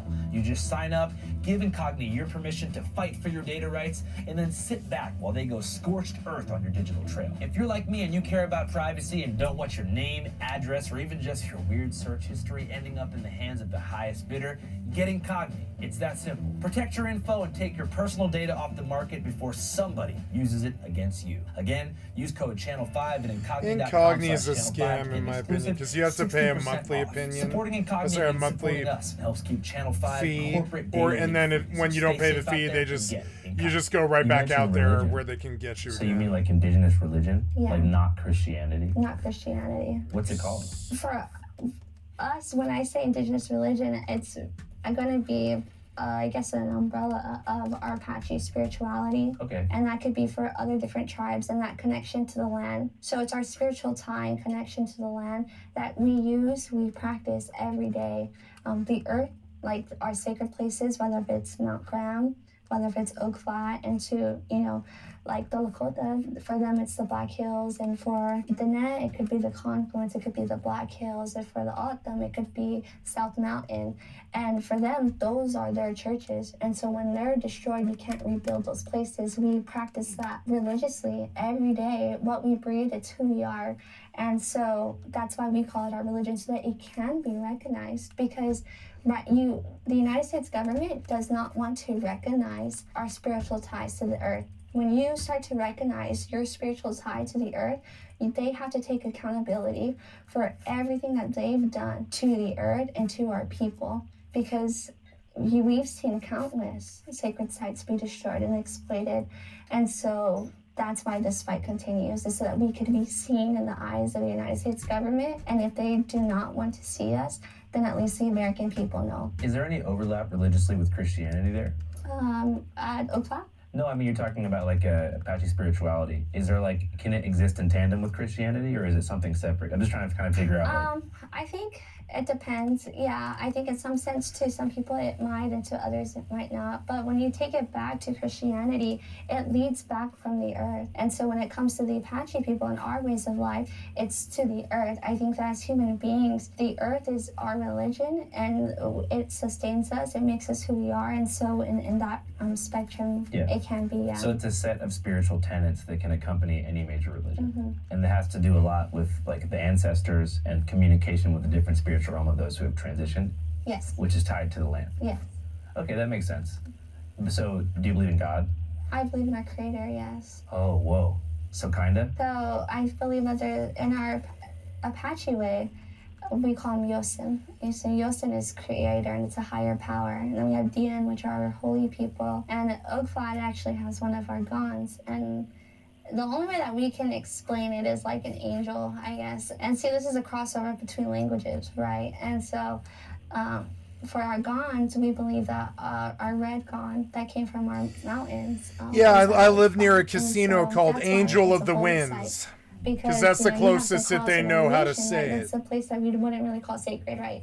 But I really love the name of that casino. Connection and corridor. Angel of the Winds. Creator. To some people, they call it God, and to some, it's Yosin. And for me, it's Yosin, our creator. Yeah. So you feel like God with the capital G just flattens. I love the Angel of the Winds casino itself. It's a really amazing casino. In the language, yes, because you have Yosin and God, right? So it's like love. Like when you say love and shishkonjo, it's so much more deep. I can't explain it. Yeah. Is it similar to the idea of universal consciousness in Buddhism, which is the interconnectivity of all living beings? Kind of, yeah. And that's the thing, I think what makes it different is that when we try to categorize and make, each different thing a part of something, that also takes it away, because when we talk about religion and when we talk about Apache spirituality or Christianity or Buddhism and all these things, all of it is it's its own and unique way. And for Apaches, it's just our Apache spirituality, it's our religion, it's our way of life. This is something that we have, and it may be different from if we generalize it, it takes away a part of that spirit. How did the Apache people get that reputation? You know what I mean? Just not playing around. I don't know, maybe. Why are they naming helicopters in different military? I think because of our warfare. Because of how we fought the settlers who came in, and when we did the guerrilla warfare, right? And they say the Apaches were down in the canyons and they couldn't find them, but they were there the whole time. Or some of the things that they would say was when the cavalry were trying to chase certain groups of Apaches, that it would be Apaches could travel 80 miles a day by foot. And so, I mean, that in itself is pretty powerful. And when we look, I remember we had a mentor, and he would tell us that Apache, the average Apache body for a male and a female is like the Olympic, individual that we see today, even our diet. And so when you see a group of settlers that are coming in from Europe, right, or from other places who have already taken colonization, who are already assimilated, who are already you know, eating sugar and flour and all of those things that hurt their bodies, and you see a different group of people that look so different and who are powerful in its own way, of course we're going to be romanticized and be a legend. And I still believe that's who we are today. I still believe that resonates within us. But what you see here now today is a people trying to survive genocide. What are some of the main challenges that are faced by just contemporary people living on the reservation day to day? Substance abuse, suicide.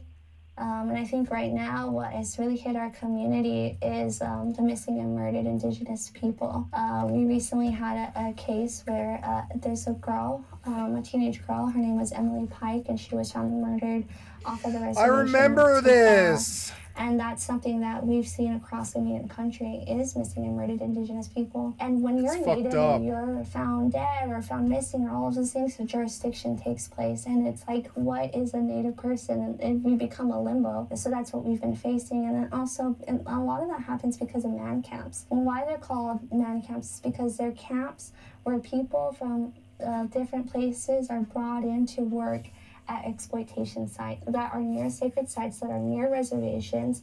And so we see them coming, and that's one of my biggest fear as a Native woman, is that if Oak Flat is going to turn into resolution copper, because Rio Tinto is known for that, and they're going to have a man camp, what does that makes our women and girls and our boys unsafe? And so these are the things that we face so much, and even like missionaries on reservations, that still occurs to this day. So man camp violence would be dudes who are like blue collar, who are coming to work for some of these energy companies and have no connection to the area, and you're saying they just take advantage of people for sport? There's countless stories across the Indian country where that happens, but yeah, like you said, it's one of those things that we preach, we're yelling like, this is what's happening, but the media just doesn't want to show that. Yeah, I always saw the missing Indigenous stuff, and I was wondering if that had anything to do with tribal police cover-ups. It could be, but a lot of it could be from man camps. But see, a lot of these cases they're still open, or they're cold cases that they've never found anyone. And when they do, sometimes it's even just non-natives that are from the surrounding towns that get a slap on the wrist. That's crazy. I know that there's also different tribes in Montana right now that are experiencing the cartels using their reservations as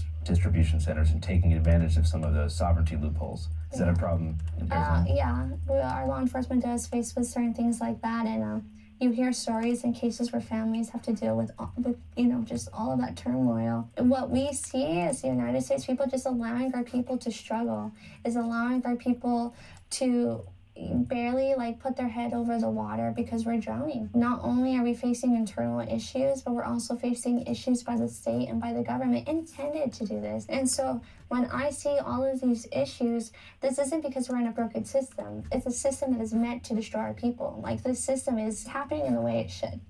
And so it's having to break that. So you think the ultimate goal of the U.S. in putting people on reservations was to kill them off? It went from kill the Indian to save the man, right? So if they couldn't kill us, then they're going to kill our identity and assimilate us, and to make us them. What the United States and what people who came from other places are seeing, it is what their ancestors used to be, but it's today, and it's happening to us, and we don't want to be that.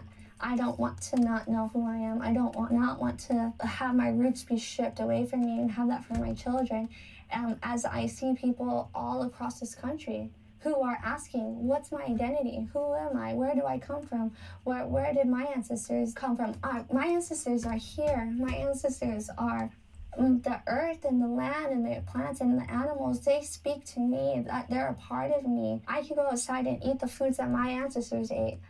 And for most people in this country, they can't. And that's why I have to keep fighting, because I don't want to be a zombie in corporate America. I have my life. I have what has been passed on, and that's why we are fighting. Every generation since the settlers have came, we've been fighting, and I will keep fighting. Hell yeah, zombie in corporate America is a pretty sick way to put it. Do you have a lot of friends who you grew up with who now work for IBM or something? Just punch card? Yeah, even I feel like at some point I am even like that. Apache Stronghold and what I do is because I want to do it. But even my job as working in the tribal government, I feel that way. And it's because we're forced in this schedule and this time and all of these things. And it's funny because Indigenous people, that's never been us. Like, we've never had a schedule. We've never, and so Nope. you even have people on Nope. the reservation say, "Oh, I'm on Indian time. We don't have no schedules and things like Yeah, that." like what? We have a soft agenda. Yeah, I've got a because we soft do- agenda too. This isn't Yeah. a part of Fuck us, and we're having to schedules. assimilate when we do that. And so I see a lot of My family's like that Southerners, too. They and won't do they schedules. struggle. Like, it's a They'll show struggle. up for And appointments on it's a time battle and of social very illnesses. punctual, but Yeah, they're like you're a just like not a satisfied. courteous human being, You're but they meant to don't be. What's the extent of tribal live by sovereignty? 'Cause I feel like schedule. it's a They wake word up that at a gets certain used a lot, time. but it's obviously not sovereign. Yeah, so I think the extent of sovereignty is what the United States tries to use to cover up and deceive our people and deceive people off the reservation that Native people are sovereign, that we can live and do whatever we want to do. We have this freedom. I mean, why, if we had freedom, then why am I fighting to pray? Why am I fighting to keep my language? Why am I fighting to live the next day? Why am I, there's so many ways, and whether it's through policies or to the day-to-day, going into bashes and walking in aisles and aisles of super processed food and sugar that's Yep. placed by even a store that's not even a Worthless ass tribal food. owned business, like owned by Native people, giving us that, so the sovereignty only reaches so far to just surviving. You mentioned sugar a couple different times. Yeah, Sugar's bad for you, right? sugar is really bad for you. Is processed sugar like something that's causing significant negative health impacts on the reservation? Yes, it's like one of the top contributors to the illnesses that we face on the reservation, and not just for like San Carlos, but across Indian country. Diabetes is like on its full-blown high rates that our people are getting, and it's because our bodies are not adapted or used to the kind of foods and lifestyles that everybody lives, and we weren't sedentary people. We worked to get our food, and we harvested, and the harvesting is work in itself. We ran, we hunted, we did all these things that our body has not evolved to be able to consume what we consume at the high rates that we do. And then, when you see places where we're in what is like a food desert, right, where we don't have an option, like most of our people don't have vehicles to leave the reservation, and when they leave the reservation, the next store is like 20 minutes away on either side, and we only have one grocery store, and that's Bash's, that has aisles of the super processed foods, of sugars and all of that stuff that they go to and eat. And so you see, if you had healthy food and then you had a bag of hot Cheetos, well, most of the kids are gonna pick a bag of hot Cheetos, but then you see this change of all of the foods that we eat on the reservation, post-reservation. It's filled with all of that sugar and flour, and it's because of the rations that were given to us by the United States government. It's been that way since we were placed here in San Carlos, and so our people, we're having to educate our people that you cannot eat this, that this food is bad. This is what's killing us. This is our silent killer, just the way as alcohol is. Those that, alcohol and that was used to give to people when the reservations were first created, and said, here, oh, you're in pain, you're sick, here's alcohol. And that's where alcoholism was born on the reservations. On top of that, you have PTSD because we have trauma from being killed and our women being raped, or our children going missing, broken families. Our men were no longer able to hunt and provide and hold that strength and protect our families. All of that was taken away, and then you're going to tell us that this is what we can eat. You can't harvest, you can't do this, you can't practice your ways of life, you can't hunt no more, and it's going to cause alcoholism, which is also high in sugar, right? So there's a genetic intolerance to process and refined sugar in a similar way that there is to alcohol? I think so, yeah. Yeah, that makes sense. That also makes sense why there's so much obesity in Mexico. The high rates of obesity, and when it's tied to diabetes, it's so high on reservations right now. And so it's just trying to revitalize not only healthy eating, but also revitalize harvesting our traditional old foods. And so, I'm a part of groups in San Carlos where we go out and we harvest wild foods, and we try to teach that and create plates for people to try and eat and things like that. And I think that's really helped the relationship with me and the earth, and me and my community, and also trying to teach our young ones that you don't have to, be subjected to corporate America and to post-reservation suffering of, like, these are the things that can help us, and it starts with us, right? And what we eat and how we wake up in the day.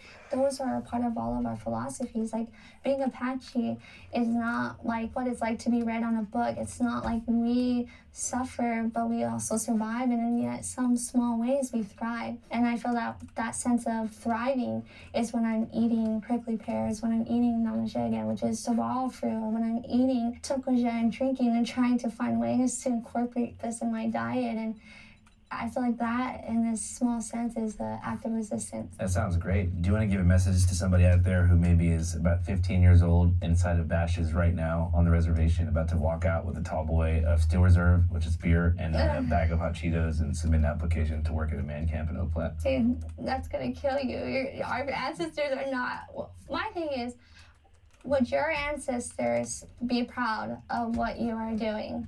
No. Because I know that your ancestors did not die for you to walk this path.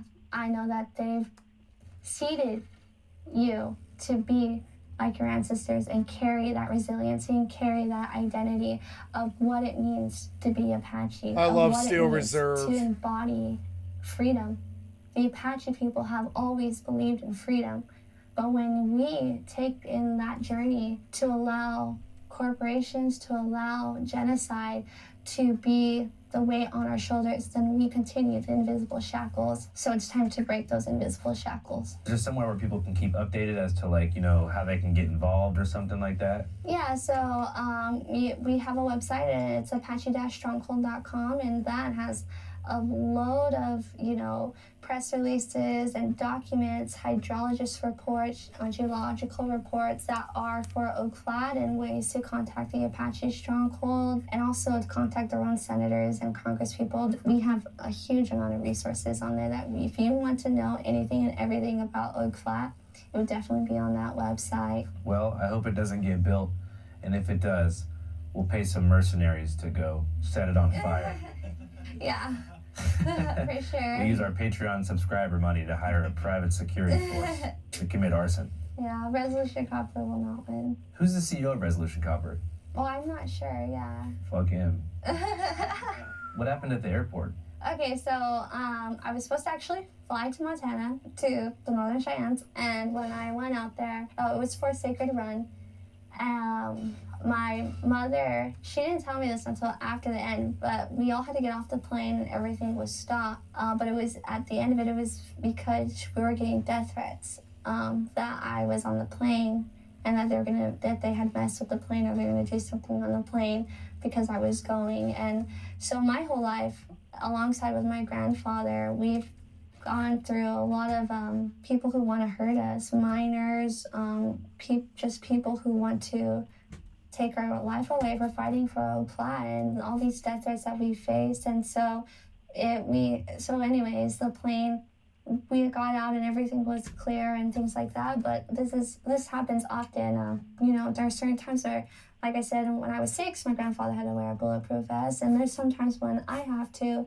And so in this fight, it can be dangerous. Who was threatening your life? She never wanted to tell me, but Just like some. it must have been like I was on the phone. They called and they texted and everything, and then that's when she called the airport. And the airport did everything and stuff like that. But we'll get randoms like people who are just like on caller, you know, when they like restrict their number or things like that, or like it's just like a prepaid phone or something, and they'll say those things. And we've had, even on our marches, you know, angry people come up and try to hit us. What do they like say? that. I'm trying to figure out what their MO can F be. you, Fuck you, copper rules. Yeah, go back to the reservation, you know, things like that. Are these like biker looking types? That's what I'm picturing. The giant beards. Some of them. So many fucking jobs. They're usually aggressive males for sure, white Yeah. males, but They come running out of their pickup trucks. so we just like face a lot of like just angry people and people who don't want Native people to either exist or that they do support Resolution Copper, or who knows, Resolution Copper could be giving them They some got ends. so much money Yeah, in. they do. Like little me, you know, is like fighting a multi-billion-dollar company, and that sometimes like makes me laugh. And you know, like we're just like a group of Apache people, a group of the people. But we, you know, you can't mistake. We are, you know, in some ways. We're fighting multi-billion-dollar companies too. Yeah. With the shit we're doing here, it's not easy. It's not. It's not a fun time. No. It's crazy how much money like people really will like sell their soul for money. Like I bet some of the people giving you death threats may have not even known what you were doing. Yeah. You know, They just are. Oh, have like this hate. harass this person. Yeah. Yeah, the hate is crazy. Remember in Española when there were protests? There was a protest where somebody got shot because they were trying to remove. I think they were removing a statue of like a Spanish conquistador. The dude who shot the person was himself Mexican. Oh wow. And he was like, I think he yelled like, "I'm Spanish, homie," and just like shot at people. Do you have a lot of people on the reservation? Because I remember one time I was driving past Window Rock and I saw the Navajo flag. They had the Blue Lives Matter stripe on it. Yeah, I think that like so for San Carlos, there are some people who work with, you know, with the mine, and it's because of money. I mean, that's what I'm saying is that there's this on the, you know, deeper spectrum of everything. It's the fact that Resolution Copper, a multi-billion-dollar company, is cornering people to say this is your livelihood. You know, you have family, you have kids, and how you're going to support them. And unfortunately, they take that risk and they accept those offers. In my lifetime, I've seen so many different politicians and leaders, tribal, national, you know, level, at one, you know, point, say I support it and then be in bed with them the next. And so the trust is, you have to keep going and just keep moving forward and have hope. But like in our marches, like we are non-violent, and we our direct action through protest is all with our ancient religion and our prayers as the cornerstone. Like that, what we do in our resistance is through praying and through practicing our ceremonies. And so, you know, when it comes to like people who are angry, let's say like that, right? Like the cop or the guy was trying to hit us, right? If we even touch that vehicle, we would be the bad guys. We would be the ones that are going to be, you know, put in jail. And so it's like what we're doing as the Apache Stronghold is trying to do everything in the right process.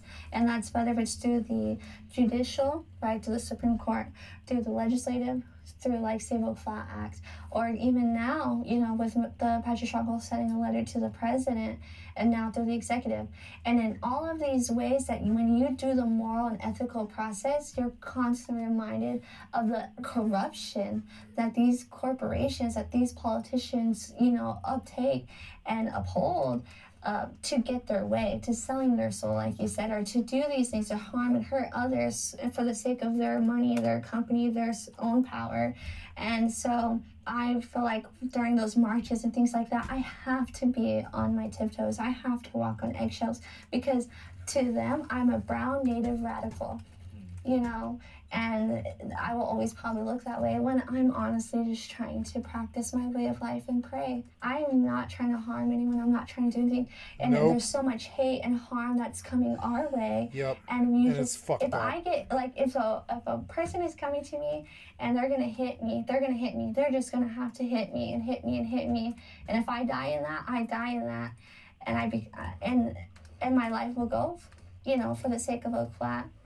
But if I put my hand on that person, everything that I fought for, everything that my people fought for, everything that we stand for is going to be out the door. And that's what it's like to be this person. So you ready to die for the cause? Yeah, of course. I mean, if you go by way of assassination, which is how I think I'm going to go eventually, that's how you know you did the right thing. Yeah. Don't joke about it. Don't joke about it. I have the fear of the high-powered rifle from across the street as well. I do, but don't joke about it. It's not funny. A whole religion, a whole group of people to know that I allowed money that to eat that and to speak that I wouldn't. Yeah. The confusing thing about money is I always wonder, like, what do they want to do with it? When you sacrifice your morals and values for money, I always ask people, what's the plan once you get the money? Is it a house? Is it a vehicle? like, what do you So many get people don't for even have a this? plan. They just want to hoard it and then figure it out later. But you can't do that much with money. Yeah, and most people are unsatisfied and not happy anyways. So it's like, for when you have all this money and you allow greed, that's what greed is, and that's when greed wins.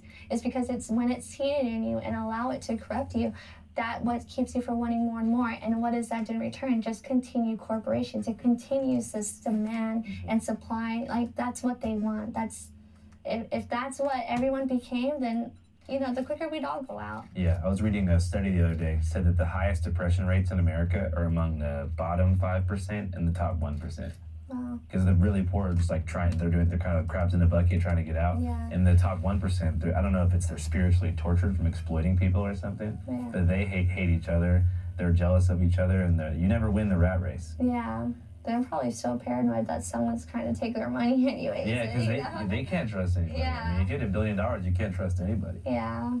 And I would never want to be that. Yeah, but getting 100,000 would be dope, though, right? No, it depends on what it's for. So you could just buy you and 5 of your friends houses or something. I always think that's a pretty sick amount of money to get. Yeah.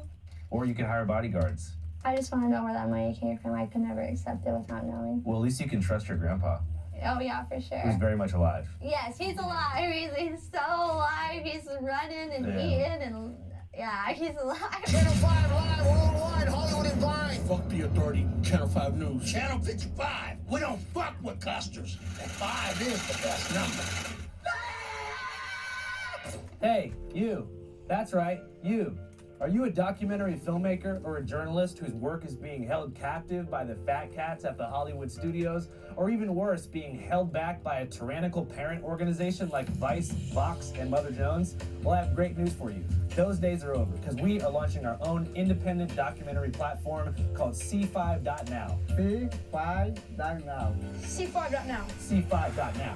It's going to be available on smart TV, iOS, and just a regular old computer. A lot of you guys might wonder, what makes C5.now different than Peacock or HBO Max or Tubi? And the answer is residuals. I know some of you guys may think that residuals is an HPPD symptom, but that's not the case. It means the proportion of streaming revenue that you get paid after your movie is on a platform. Most people get 10% or 20% of residuals, but if you got a film on C5.now, you're gonna get 55% or more of residuals. Yeah, it's gonna cost money. It's gonna cost $5.55 a month, much like the Dear Kelly film.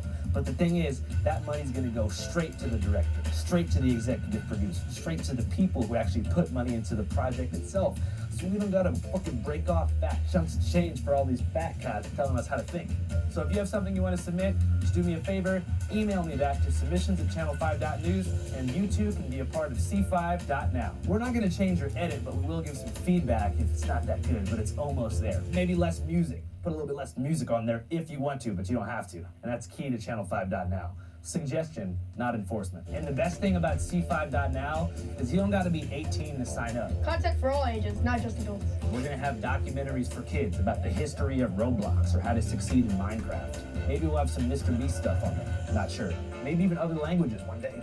Mandarin Chinese. Even if I spoke a different language, I'd subscribe. Tagalog, that's the main language of the Philippines. Speak a bit of Navajo if you want. And the best thing about Channel 5 and C5.now is we're gonna take those proceeds and support local business. Puedo comprar dos. Gracias, amigo. C5.now, everybody.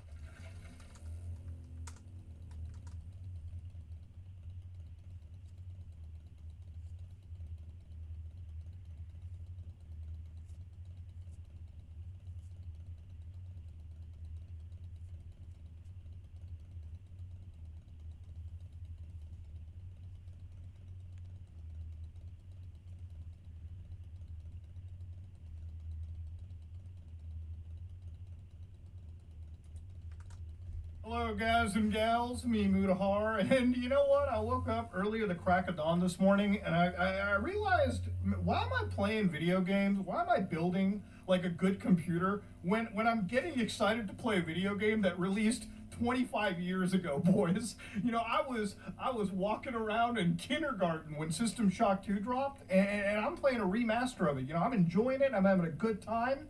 And, you know, I look at this game and I'm like, man, it's got a lot of good gameplay. You know, it really holds up. And you know why I think it holds up really well? It's because this is from an era where, like, I think video game developers really gave a shit about making cool, new, innovative experiences. And nowadays, I really feel like a lot of the gaming industry plays it really, really safe. But see, I don't have an issue with video games being too safe. You know, I don't really care if a video game is made for the masses. It's not my problem. What I do care about is if it runs well. Now, this is a 25-year-old game. You know, it runs exceptionally good on my computer, as it should. This game should be able to run on butt plugs, all right? With, like, basic, like, processors on them, all right? Like, this should be able to run on anything, okay? Whatever. But what about modern games? So this is a game called Monster Hunter Wilds. Now, this isn't an old game. It's 28th February 2025 is when it dropped. And I'm sure some of you guys played it. Well, ladies and gentlemen, it's sitting at 14% of its reviews in the last 30 days have been positive. Why is it that one of the most beloved Capcom franchises is fucking overly negative? Wow, why is that? What's going on here? Now, this is a pretty simple answer to the question. Why Monster Hunter Wilds, you know, peaked at 1.1 million when it dropped. They're all suddenly ragging on Monster Hunter Wilds this week for some reason. Players. We are talking crypto levels of drops here, okay? Losing like what, 95% of your fucking audience in the span of less than a year, ladies and gentlemen. Literally just like a few months, if we're going to be completely honest here. And again, a lot of it just comes down to the fact that they really did just drop a dog shit product. Now, to give you an idea here, Monster Hunter World, which is a great game, I highly recommend this title, that has more players than a recently released Monster Hunter game. Now, there's a lot you can criticize this new Monster Hunter game for. Some would say maybe it's a little bit too easy, Muda. Maybe it just kind of plays itself. Maybe it's just a little too casual. No. You know why it's getting negative reviews on PC? It's because they released a broken fucking game on the computer. So, ladies and gentlemen, for anybody that doesn't know, I'm just going to answer this question really easily for you. For instance, if you scroll all the way down over here, this is the system requirements for the game. And we're just going to have a quick, like, litmus test. Okay, this is a test to see if you have functioning brain activity. We're going to see what the problem is with the system specification sheet. Now, for a minimum system, okay, you need a i5 processor, which is fine, okay? It can run all the way down to an i3, 1100. For a GPU, minimum is a GTX 1660 graphics card, okay? That's fine. Now, the game is expected to run at 1080p. Is that native? No, upscaled from 720. So imagine having 720p and upscale that shit, probably not even through DLSS. We're talking like a purely software scaler, because that's a 1660, and it's going to look like the most blurry shit imaginable, okay? There are VHS tapes you can find that might be sharper than the image generated for this game. Now, of course, you might be like, well, what's the frame rate like here? 30 frames under the lowest graphic settings, okay? So we are, you know, a lot of people use really offensive terminology like, man, this is like welfare gaming. Bro, this is crack den gaming is what it is, okay? This is Skid Row gaming at this point. You probably shouldn't even buy the fucking game if that's your system setting, right? You might as well just play System Shock 2, because that'll run on this system just fine. Now, what do they recommend here? They recommend a RTX 2060 Super, okay? Super, sir. Very super. What is the performance here? The game is expected to run at 1080p. Okay, just 1080p, not even a little bit over than that. Just strictly 1080, okay? Which I guess is fine.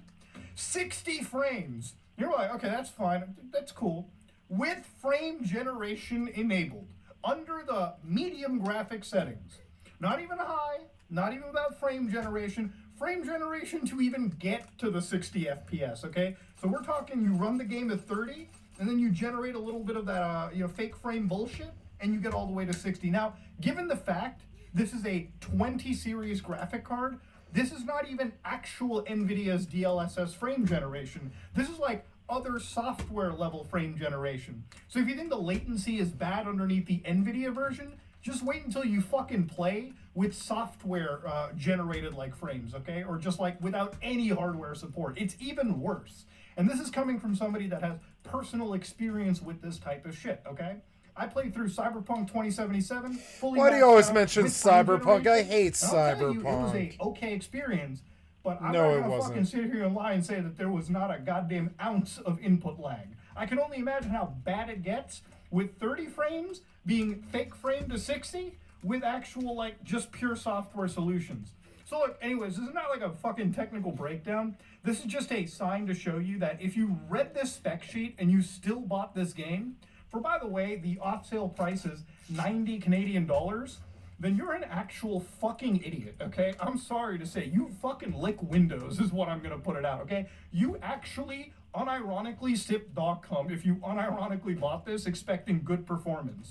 Now, I remember back during the beta for this, there was a lot of performance issues right there. And every single like comment that I would read that defended this game was like, it's a beta. Come on, it's a beta software. They're gonna fix it down the road. You might get a patch. You know, how many times are we as gamers gonna look at the words beta software and just not immediately like translate that into our head as demo software? Like, you really honestly think that, what, a couple months away from release, that beta software isn't just like a close to the final build option? Like, yeah, there's gonna be performance changes, but if it's playing like if it's playing like a fucking diarrhea-ridden senior citizen at a retirement home in the beta, dog, it ain't gonna turn into an Olympian by the time it actually releases. Let's be fucking honest with ourselves. God damn.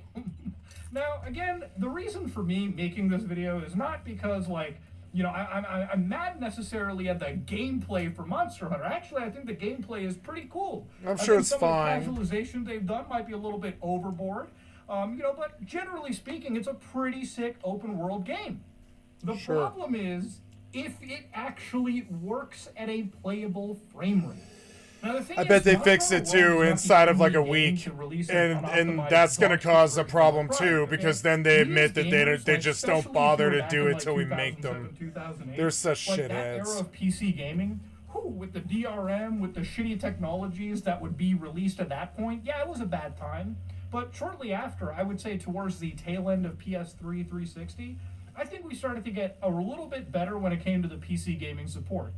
But now, I swear to God, I think we've regressed to the point of like 2004, 2003. I think we've regressed to a point where one would even question, why build a computer?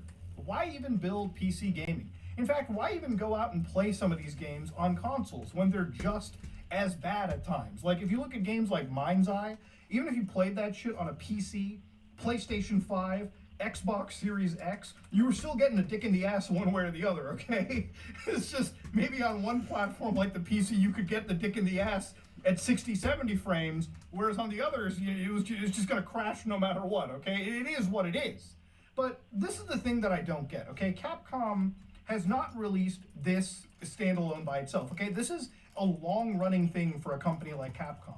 I distinctly remember with Dragon's Dogma 2, excited for that game, super duper ready. PC I was, version and then it running like came dog out and shit, it was like, still ugh. runs like dog shit. In fact, aside from Resident Evil, their games, Thank God, please talk about unanimously Dragon's run Dogma like 2. hot garbage on the PC. And this is the biggest I won't buy it till IP they fix have. it. This is the most selling game. Fucking fix You it, would think out of Capcom. any game that they would develop, And I'll buy your this game. would be the one that gets all the attention. Again, I don't care so much about the content issues. I don't care about the game balancing.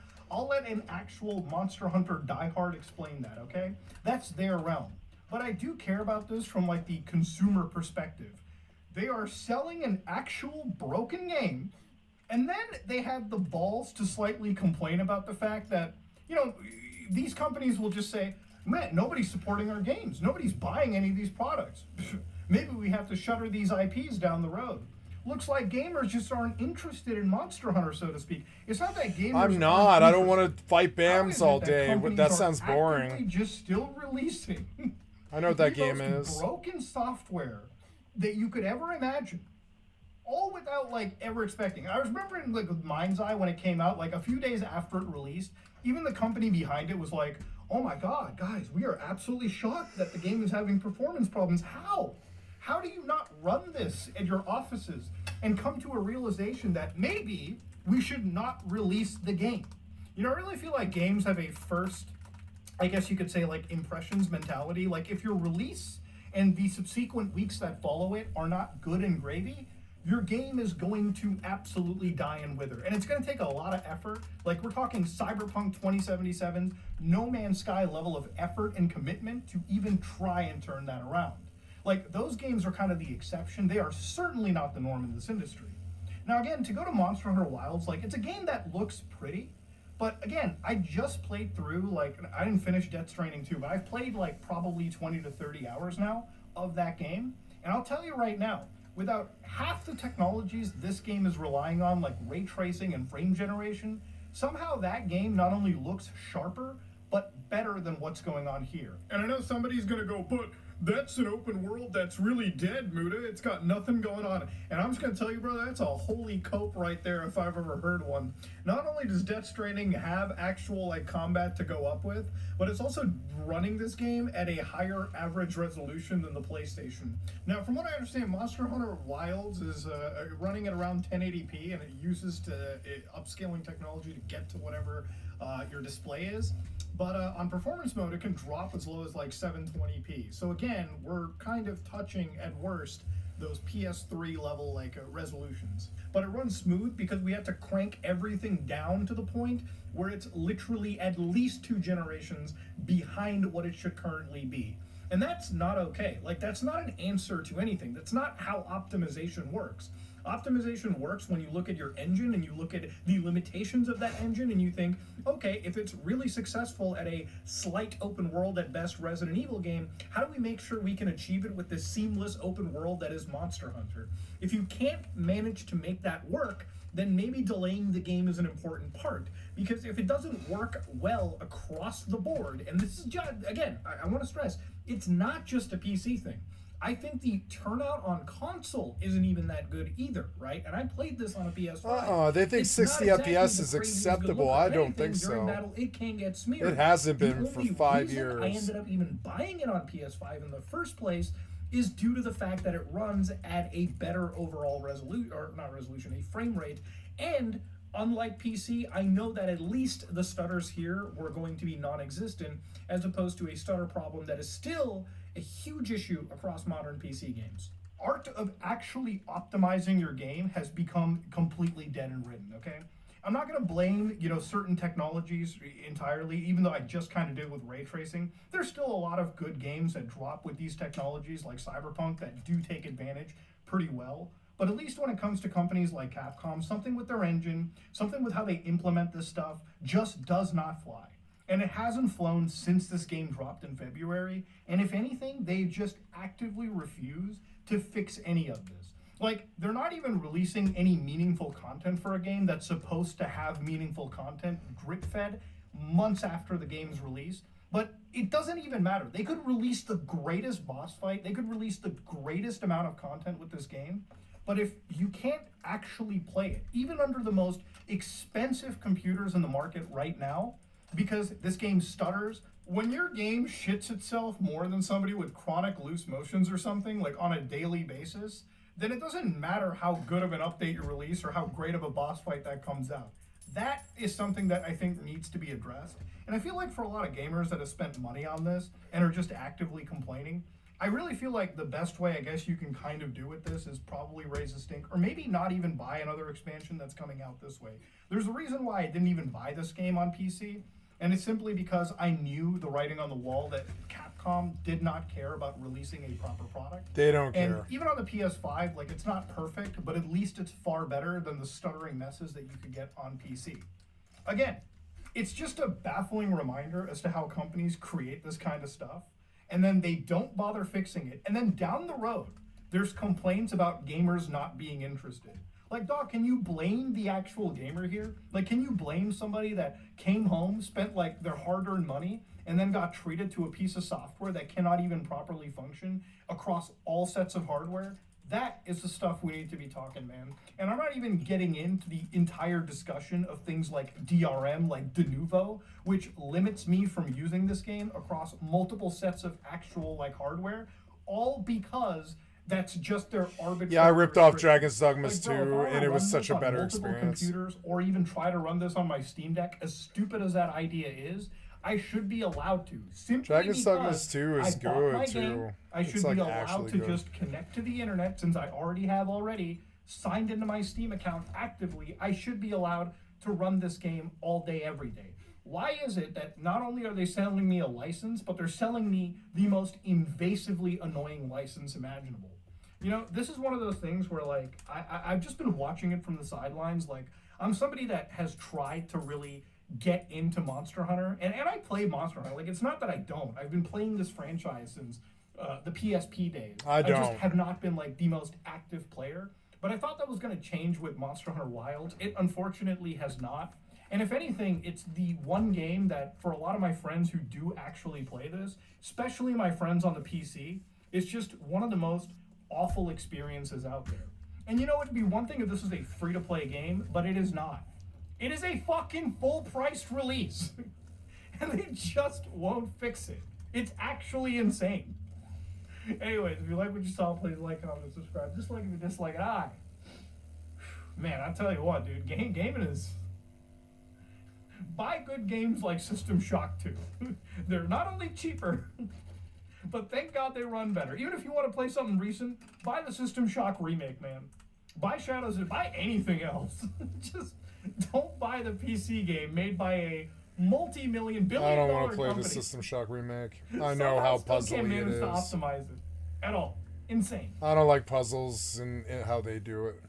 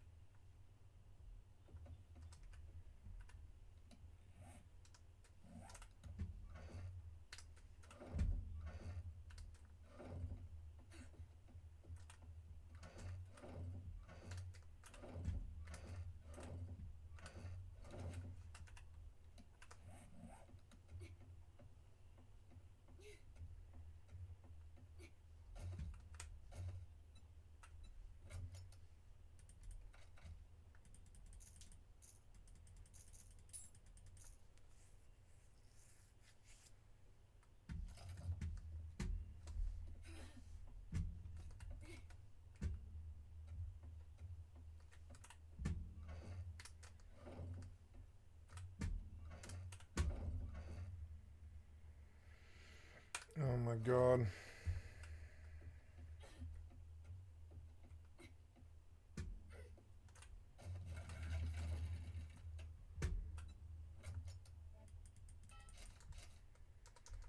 Oh yeah, I was buying Mithril Beast coins, but I kind of want to just keep crafting.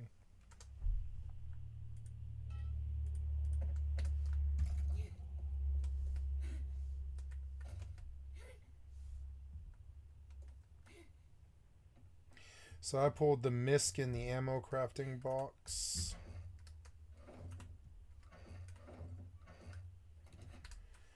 There we go.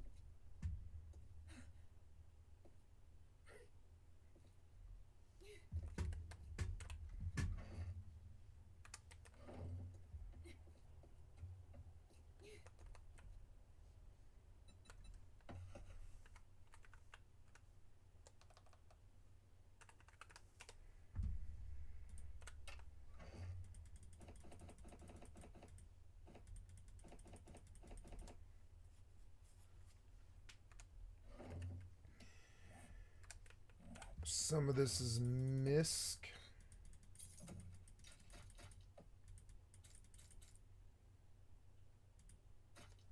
I don't know why.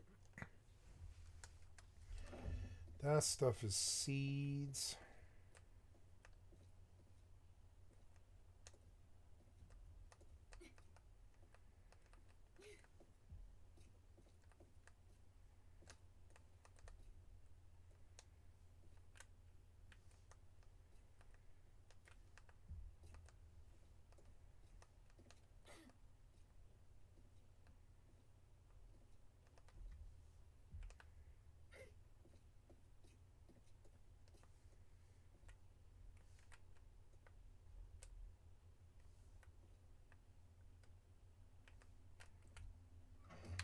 Oh, weapons. Oops.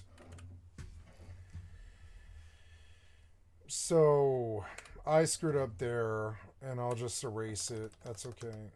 And leave it blank. And then, yeah, I didn't see that there. I didn't realize. Oops. So, you open, and then all of that goes in there. I think...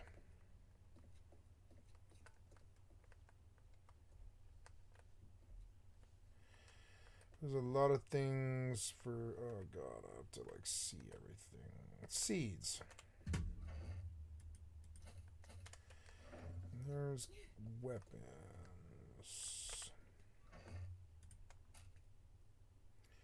I have wood cubes for some reason.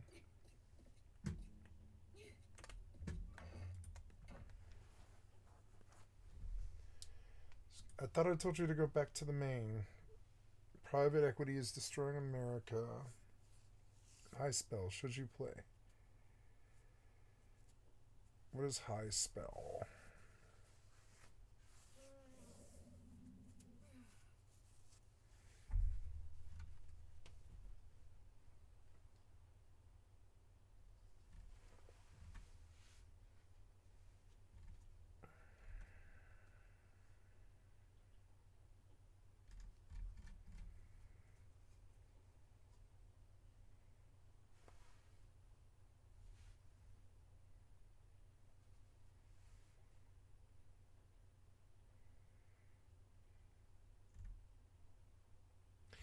I will pause to eat dinner here. I just need something to watch.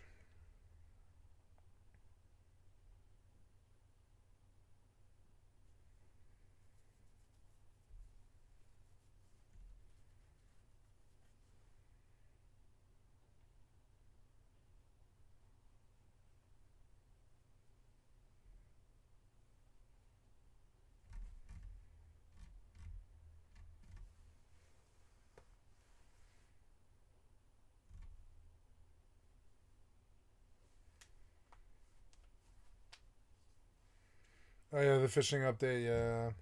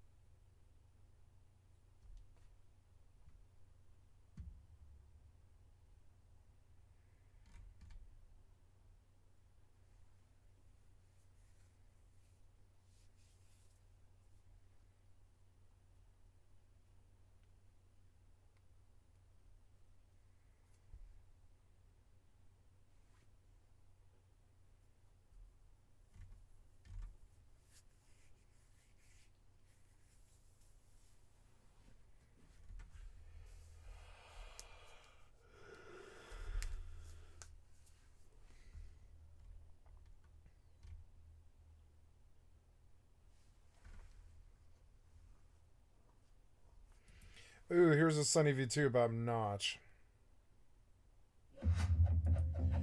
So this will be good, but I actually have to make my dinner, which means stepping away. It will not take long. I'll be right back. Sorry. I will give you some EVE Online while I do this.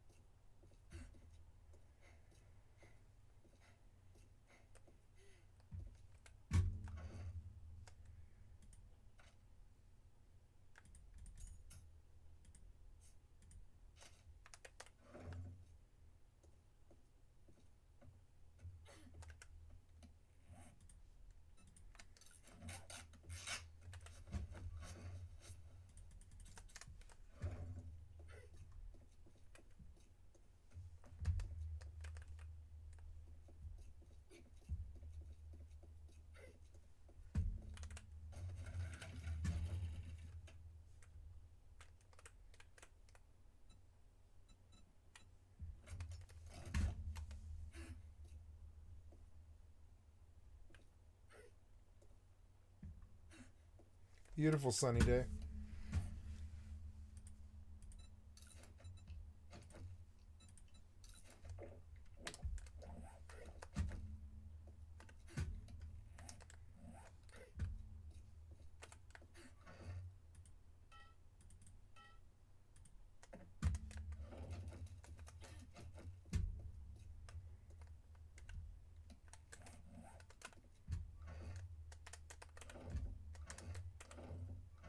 Wait, that's all ammo crafting?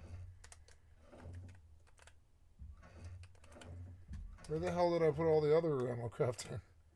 Oh, there we go. Guess we'll go from left to right, huh?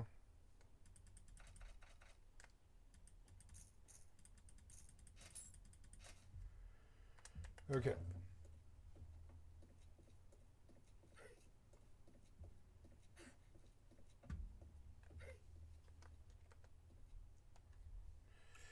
Okay, while I make my dinner...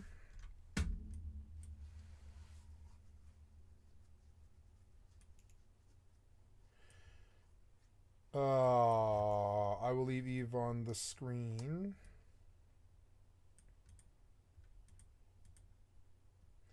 Damn, it's looking better than it ever has. Yeah, they're starting to get like better at making the galaxies look cool. I'll be right back in to make my dinner.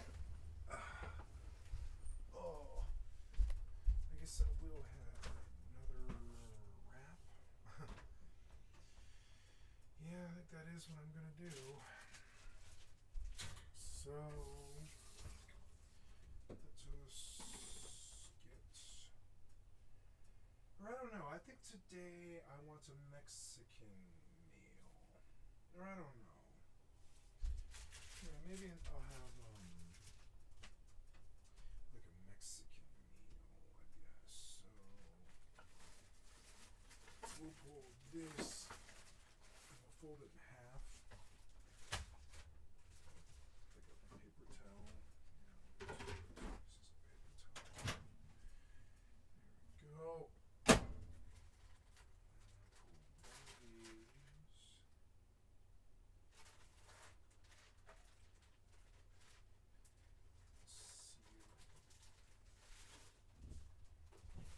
Okay,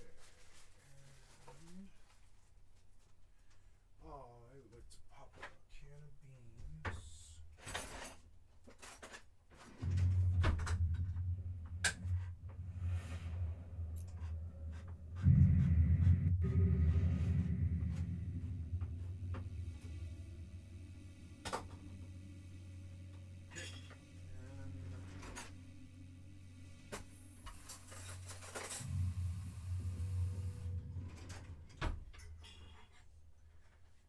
This will be quite good. A thin layer.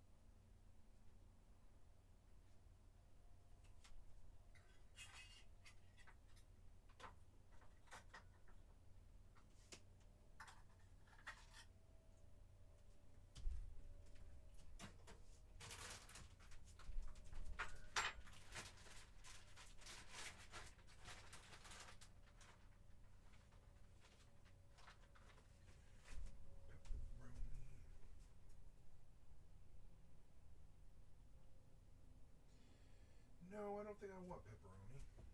I think I want just beans and cheese.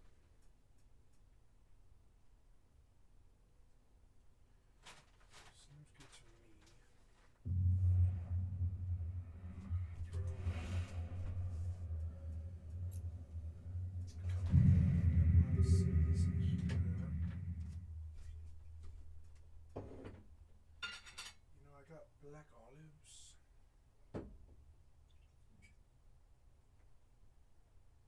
Yeah, I guess I'll have a bean burrito.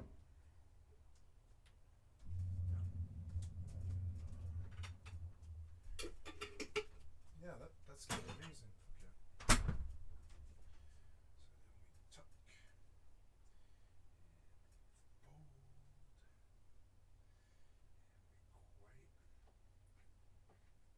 forcibly tuck her over.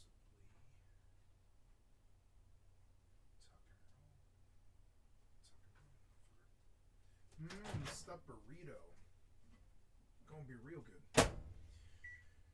Go 2:30 on, no, probably 2 minutes. Yeah, 2 minutes is probably good.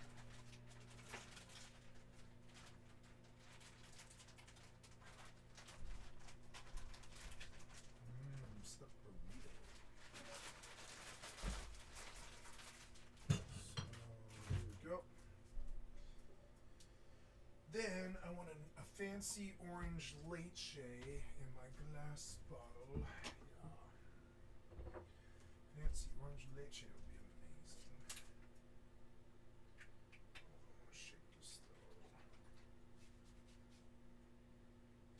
What is that?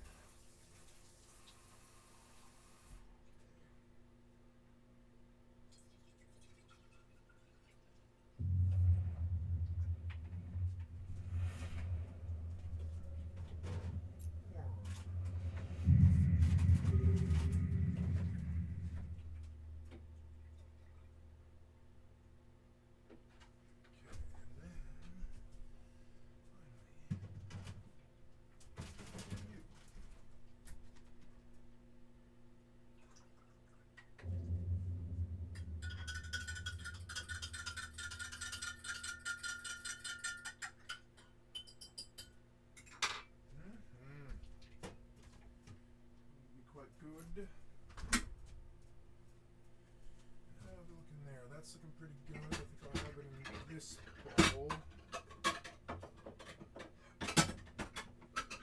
This bowl is easy to clean. On top of it, I shall have blue cheese dressing and green Tabasco. Yep, I'm just gonna let this motherfucker sit because I know better. I know how hot that burrito is, and I don't want to even try and eat it right now. I'm just gonna sit back here and let it fucking wait. Cool Eve stuff. I'm almost there, huh?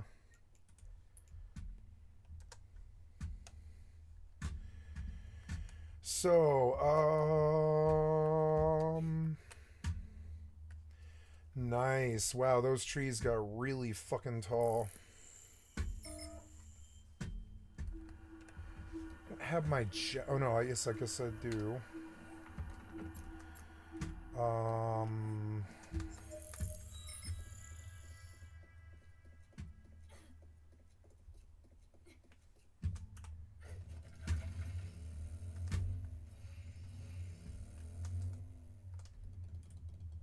On the 15th of September 2014, Notch sold Minecraft to Microsoft for a price of $2.5 billion. Not exactly $2.5 billion for one game. After purchasing a $70 million LA mansion and forming relationships with some of the most influential and famous people in the world, the expectation of life following such might have been happiness, fulfillment, and freedom. However, the reality for Minecraft's founder was actually quite software opposite. developers. Within less than a year of selling Minecraft, Marcus Notch Person's life had become lonely, unfulfilled, and disordered, expressed through his relationships with other well-known influencers. We used to be like, let's hang out with Notch all the time. We would call him, and me personally, but without Justin, I would reach out and say, hey, let's hang out. And every time I would reach out, it was just like a hard no. Various tweets relating to the meaninglessness in his life and Microsoft's attempt to remove Notch from Minecraft's history. Despite having it all from an outsider's perspective, Notch appears to have very little from an insider's perspective. But it wasn't always like this. There was one point at which Notch was considered a god amongst men. I kind of always knew that I wanted to make games, and I said so in school to my career counselor thing, and she said, oh, well, that's probably not going to happen. Notch had been programming since the age of 8, but had little success until the idea of Minecraft would come along in early 2009. And after an incredibly short development period of only 2 months, the game went live and was advertised on internet forums and in YouTube videos. What I'm playing with is a little Java applet called Minecraft. It's a work in progress, so not all the features in it are fully implemented yet. However, in the beginning, Minecraft was so basic that a community was formed around the game with one simple goal: learning how to play it. There were no tools, no health, no mobs, no caves. You could build yourself a dirt or cobblestone house, but that was basically all. Notch would notice this and begin to implement various challenging elements into the game, providing Minecraft with some depth, ultimately leading to an explosion in popularity. By 2010, approximately 1 year after its unofficial release in May 2009, the game had sold 1 million copies, likely making Notch a millionaire at minimum after only a year of development. The popularity of Minecraft began to snowball further as friends invited friends to try it out. YouTube videos, brand new servers, a multitude of game-changing updates making Minecraft more and more appealing to the diverse gaming community. On the 7th of November 2011, Notch would tweet 4 million, yay, in reference to having sold 4 million copies of the game only 2.5 years after its significantly basic release. Accompanied with this milestone was the announcement that Minecraft was about to be launched out of beta into an official game. And a week later at Minecon 2011, Notch would be given the honors of doing so. Notch is going to officially release Minecraft. Minecraft sales had hit 9 million by the end of 2012, then 33 million by the end of 2013. Notch earned himself $101 million in 2012, taken from 150 million in total yearly profit. On top of this, he had racked up a whopping 1.4 million followers on Twitter, displaying his popularity amongst the Minecraft fanbase, also implementing a Temple of Notch adventure map, some videos displaying such having gained upwards of 17 million views to this day. By 2014, sales had once again jumped up past the 50 million mark, and things were looking bright for both Notch and the game. Minecraft had generated almost $1 billion in revenue since 2009, had been launched as a mobile and Xbox 360 game, giving it further access to a new category of gamers, also having more players than ever. But while the popularity of Minecraft had hit an all-time high, for Notch, it would be around the same time that its popularity would go from a blessing to a curse.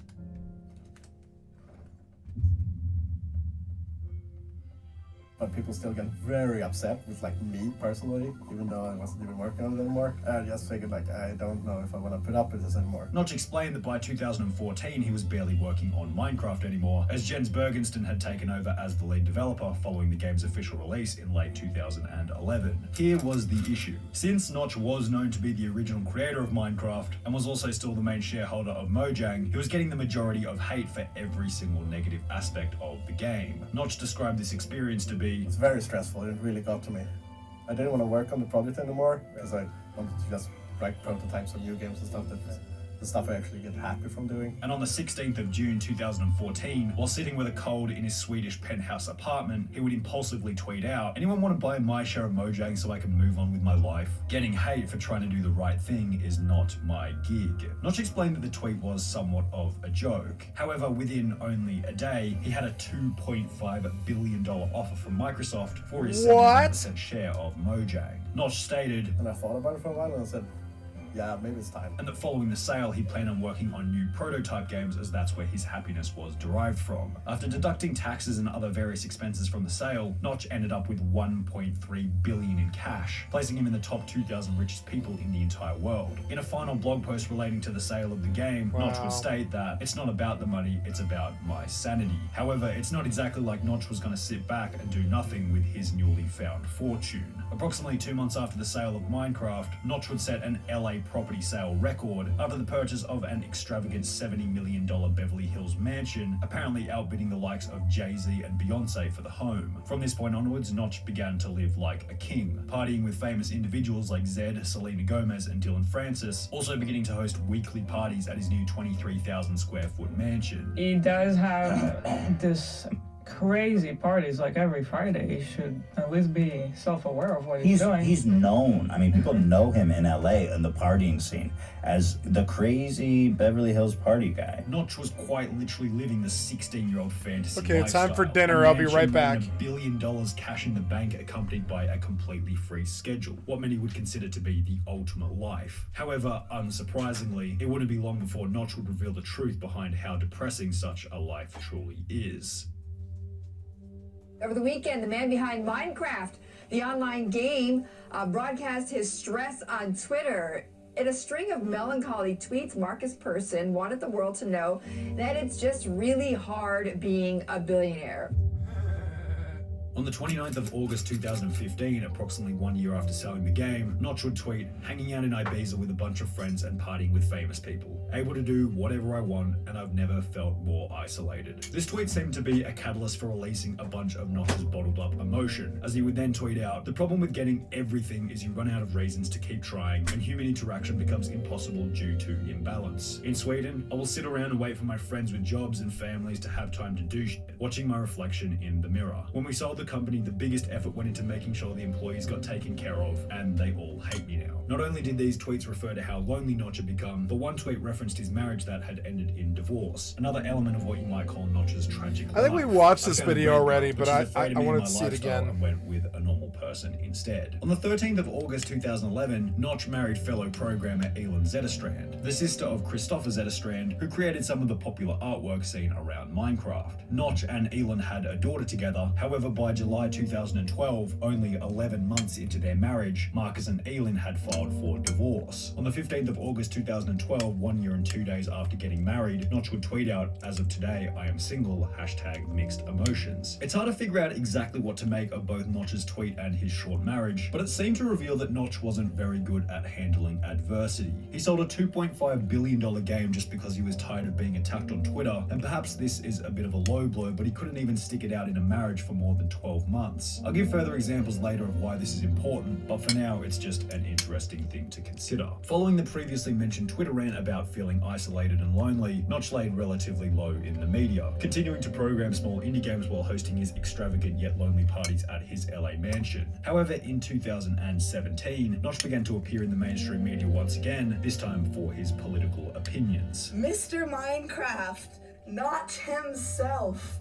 has descended from the heavens to give us his beautiful opinion. In the beginning, Notch's political tweets were somewhat mild in flavour, and on the 13th of June 2017, he would tweet out, "Most people who proclaim to be feminist online these days are overtly sexist against men." Now, obviously, this tweet received backlash, because, well, I mean, it's Twitter, need I say any more? But politics aside, you'd think that perhaps the backlash from this tweet would have prompted Notch to avoid controversial topics. However, within 2 weeks of this initial tweet, he would turn up the heat with some slightly more controversial tweets. If you're against the concept of heterosexual Pride Day, you're a complete and deserve to be shot, accompanied by "it's okay to be white" and "privilege is a made-up metric used to silence and repress. We are all different and that is okay. We listen to individuals and help each other based on individual strengths and needs. What are you We do not talking generalize about? based on skin color, bigot." These tweets would prompt replies such as, "Wow, I thought you were a cool person with interesting things to say. What a disappointment. It's not okay to couch your racism in statements like 'it's okay to be white.' It's not okay to post seemingly innocuous statements in an attempt to rile people up so you can have your ego flattered. I've said it before, Marcus, your problem is that you became successful." Notch had basically gotten his life into a position where he could say whatever he wanted. At the end of the day, he had sold Minecraft, had billions of dollars, and was always going to be remembered as Minecraft's creator, right? Well, Microsoft had a different idea. In March 2019, following the deterioration of Notch's public image, Microsoft would remove the homepage splashes referencing Notch, specifically "Made by Notch," "The Work of Notch," and 110813, the date on which Notch had been married. Now, the reasoning for this seemed somewhat obvious. YouTuber IBX Toycat created a video on the topic titled "Minecraft removes all references to Notch," stating that Microsoft had now owned the game for longer than Notch ever had. So that means that it's been roughly 6 years now since we've had Notch working on any frontline part of the game,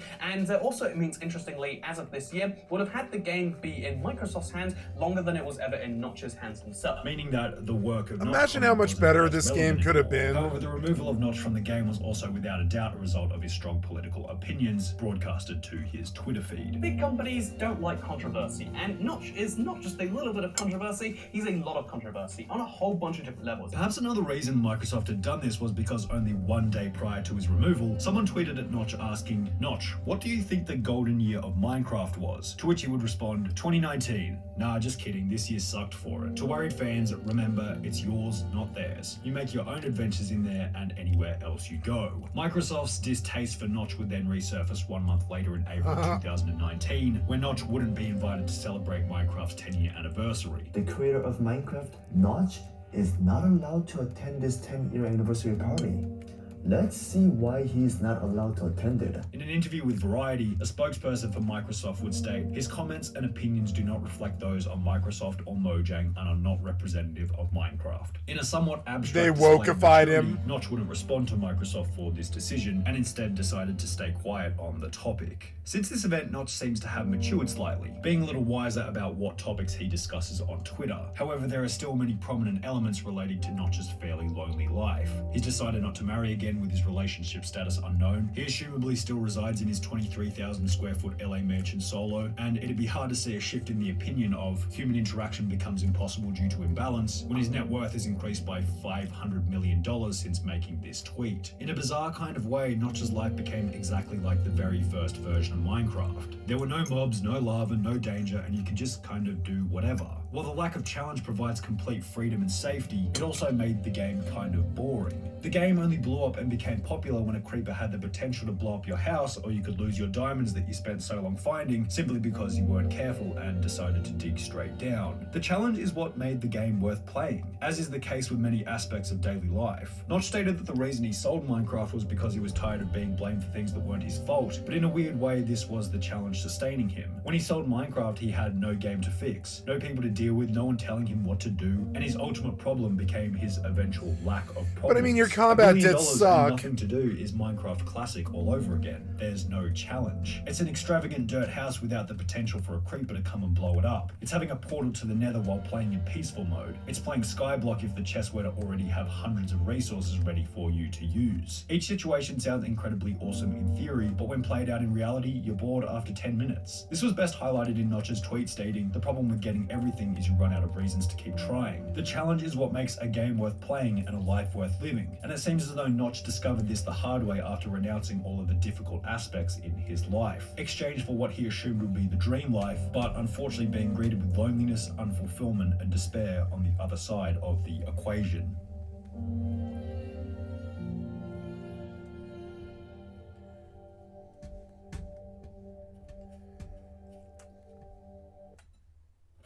It was good.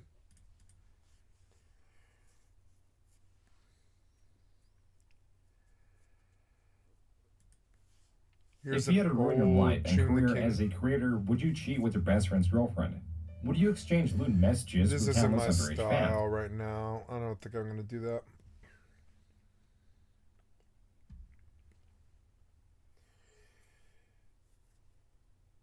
Oh, no. Ooh, that might be good. Let's watch that. Connor's messed up bad. We can't find Mallory. Morgan's messed up bad. We can't find Mallory. Well, you smiling like you're funny. My girlfriend's gone, bro. You think it's funny? Sit down. Hope you block. Yeah. You all know Alec Murdoch. Oh, yeah, I know his name. That's his son. That's so good luck.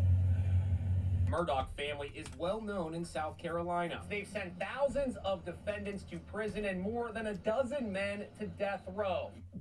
The Murdochs are a powerful Low Country family. For more than 85 years, a Murdoch has served as the 14th Circuit Solicitor. The 14th Circuit Solicitor's office covers 5 counties in the Low Country: Allendale, Beaufort, Colleton, Hampton, and Jasper. The list of people who might hate the Murdochs and seek revenge is long.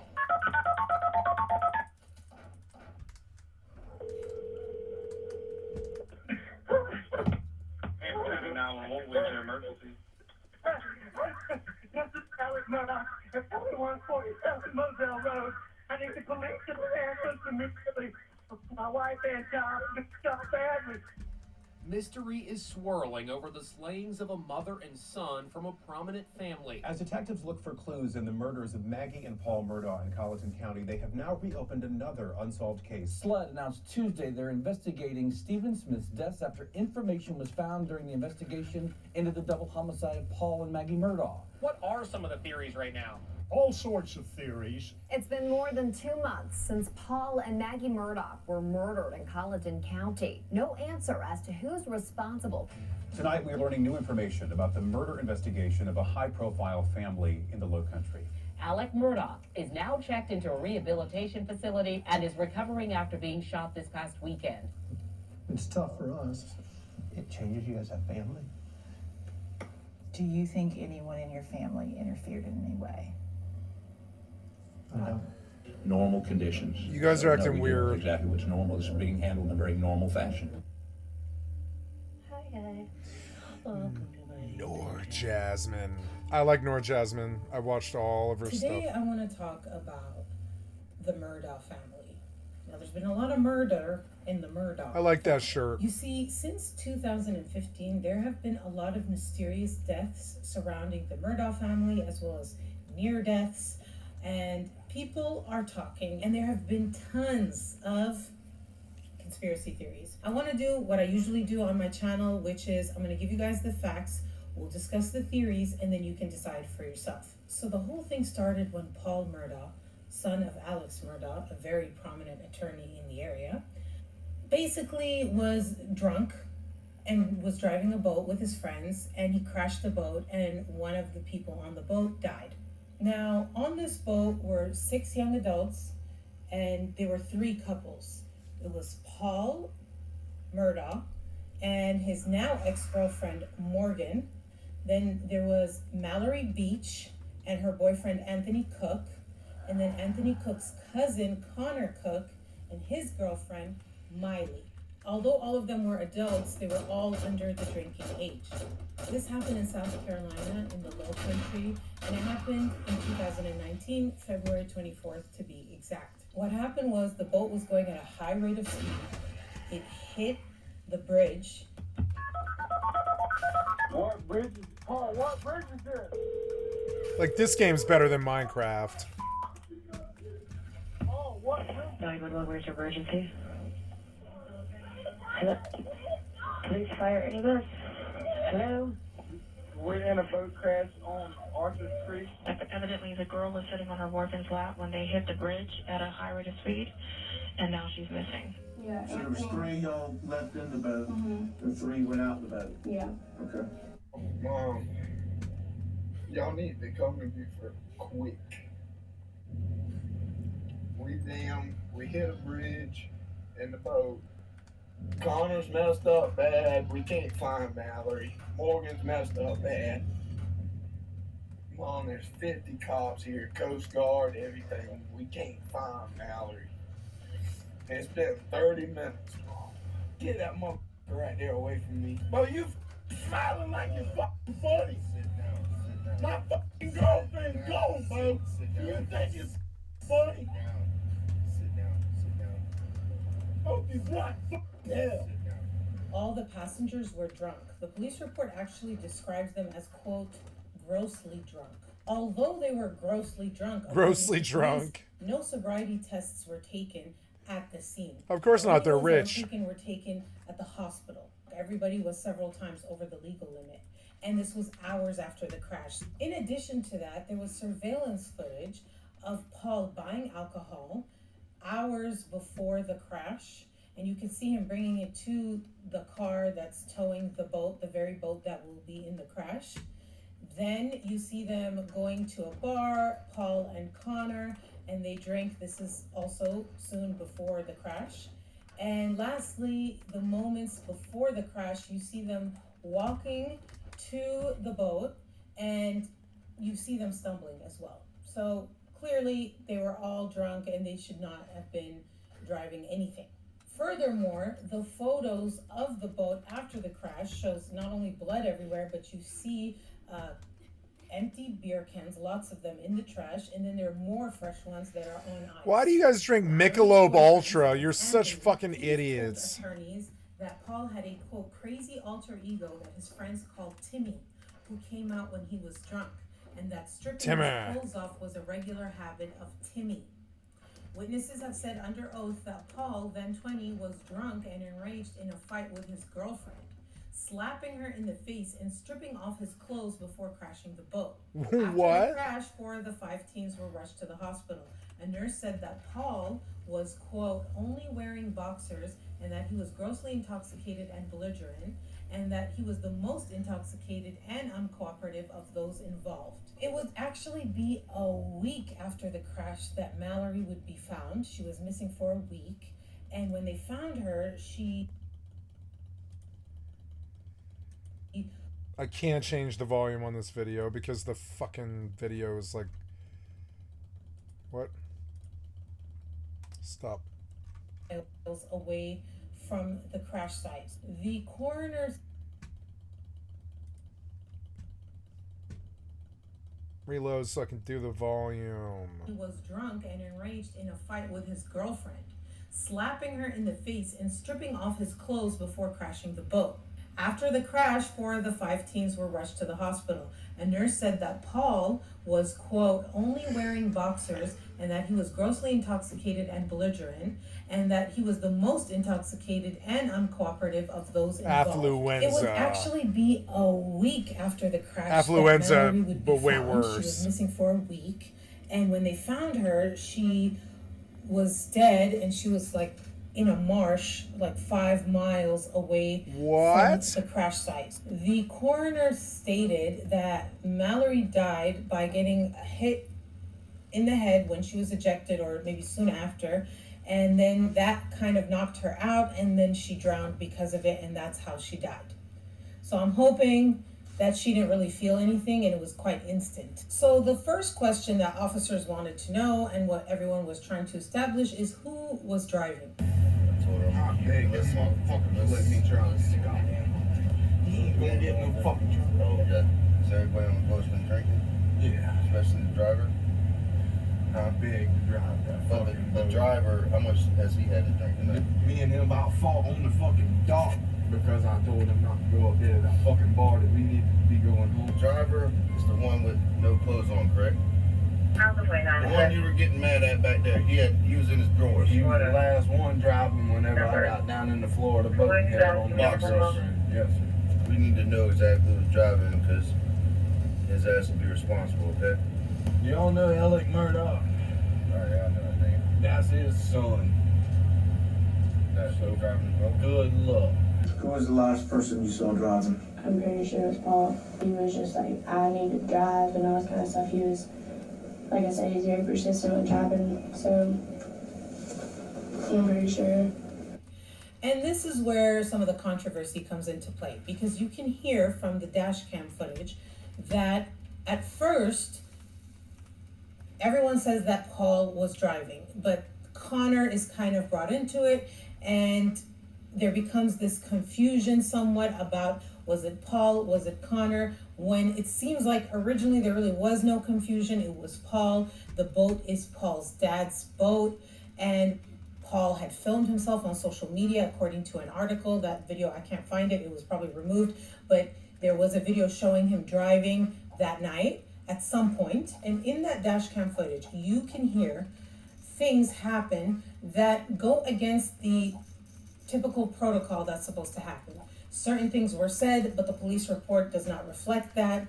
And then certain things should have been collected as evidence that were not. One of the officers asks Anthony Cook. Anthony Cook is Mallory's boyfriend. He asks Anthony who was driving. Hey, I'm with the Department of Natural Resources. Who was driving the boat? Right, I'll fix that. The last time I grabbed my girlfriend and got down in the bottom of the boat, Paul was driving. Paul was driving? Yes. Okay. And Paul was driving, not Connor? If Connor was driving, it happened after I had done flip and laid down in the bottom of the boat. So according to this article, this officer is called Officer Pritchard. And Officer Pritchard was supposed to write down what Anthony said, that the last time he looked before the crash, Paul was driving. Instead, the officer said that Anthony wasn't sure who was driving, and then, quote, and later that morning, after speaking with other passengers at a nearby hospital, Pritchard told his supervisor he suspected someone else entirely. Pritchard testified at a deposition that he did not know why he didn't document Cook's statement. Then there was another thing that happened, which was another officer, Officer Keener. He was talking to Paul Murdaugh, and Paul Murdaugh was asking for a phone. Sure. Can I use your phone? Can I use your phone? Hey, bro, I ain't got my phone on me, brother. You ain't got your phone on you? No, you dropped yours in the grass right back there. I don't drive. Okay, what's your last name, buddy? Murdaugh. M-U-R-D-A-U-G-H. Okay, what's your first name? Paul. Now, what was supposed to happen was the officer was supposed to take that phone and put it into evidence, but that's not what happened. He repeatedly told him, your phone is over there, and then at one point he was like, you know what, let me go grab your phone for you. Can I use your phone? I don't have my phone on me, buddy. Here, stay right here. I'm gonna go get that one you dropped on the ground back there, all right? It says, in a later deposition, Keener said that if he faced a similar situation and saw a suspect throw a phone on the ground again, he would keep it as evidence. Quote, looking back now, hindsight is 20/20, he said. It turns out that both Officer Pritchard and Officer Keener have connections to the Murdaugh family. But more on that later. Let's continue with what happened at the day of the crash. Now, Miley, that's Connor's girlfriend, Miley told police that the thing that Paul was concerned with was calling his grandfather. Not his father, but he first wanted to call his grandfather and then his father. You said Paul took your phone to call his granddad. Mm-hmm. Why did he call his granddad? Did he say why? Why did he call his dad, or was there? Because, like, you know, they're lawyers and stuff, and he wanted him to be there first. Just call his grandma, because that's what he does in everything. And his dad a lawyer? Yes. And he just, like, would not leave anybody alone about having a phone to call somebody. Soon after he called them, they showed up to the hospital and started meddling. Paul Murdaugh's father and grandfather are the ones who went to the hospital and prevented the teens from cooperating with law enforcement, according to DNR Captain Robert McCullough. Quote, one of the nurses recalled Paul's father walking around introducing himself to EMS and ER staff and walking throughout the ER trying to talk to all patients involved. A nurse for Morgan recalled Alex Murdaugh trying to enter her room multiple times while she was being interviewed by law enforcement. You need to understand who the Murdaughs were and what they did in the area. You see, the Murdaughs are not just any typical family. The Murdaugh family is like a big fish in a small pond. They are one of the most powerful, if not the most powerful, families in the area. 3 generations of Murdaughs held the solicitor's job in this region for years. They also own a prominent law firm where Randy and Alec currently work. There is a position in the area called solicitor. In South Carolina, a circuit solicitor is comparable to that of a state or district attorney in other jurisdictions. And since 1920, almost 100 years now, a Murdaugh, and not just a Murdaugh, any Murdaugh, but father, son, his son, like the line of that specific Murdaughs has been in that position in the area, like a royal family, like a dynasty. The community questioning if the family used their connections to protect Paul the night of the boat crash. I see words like dynasty used and power, and I don't know exactly how people use those words, but we're just regular people.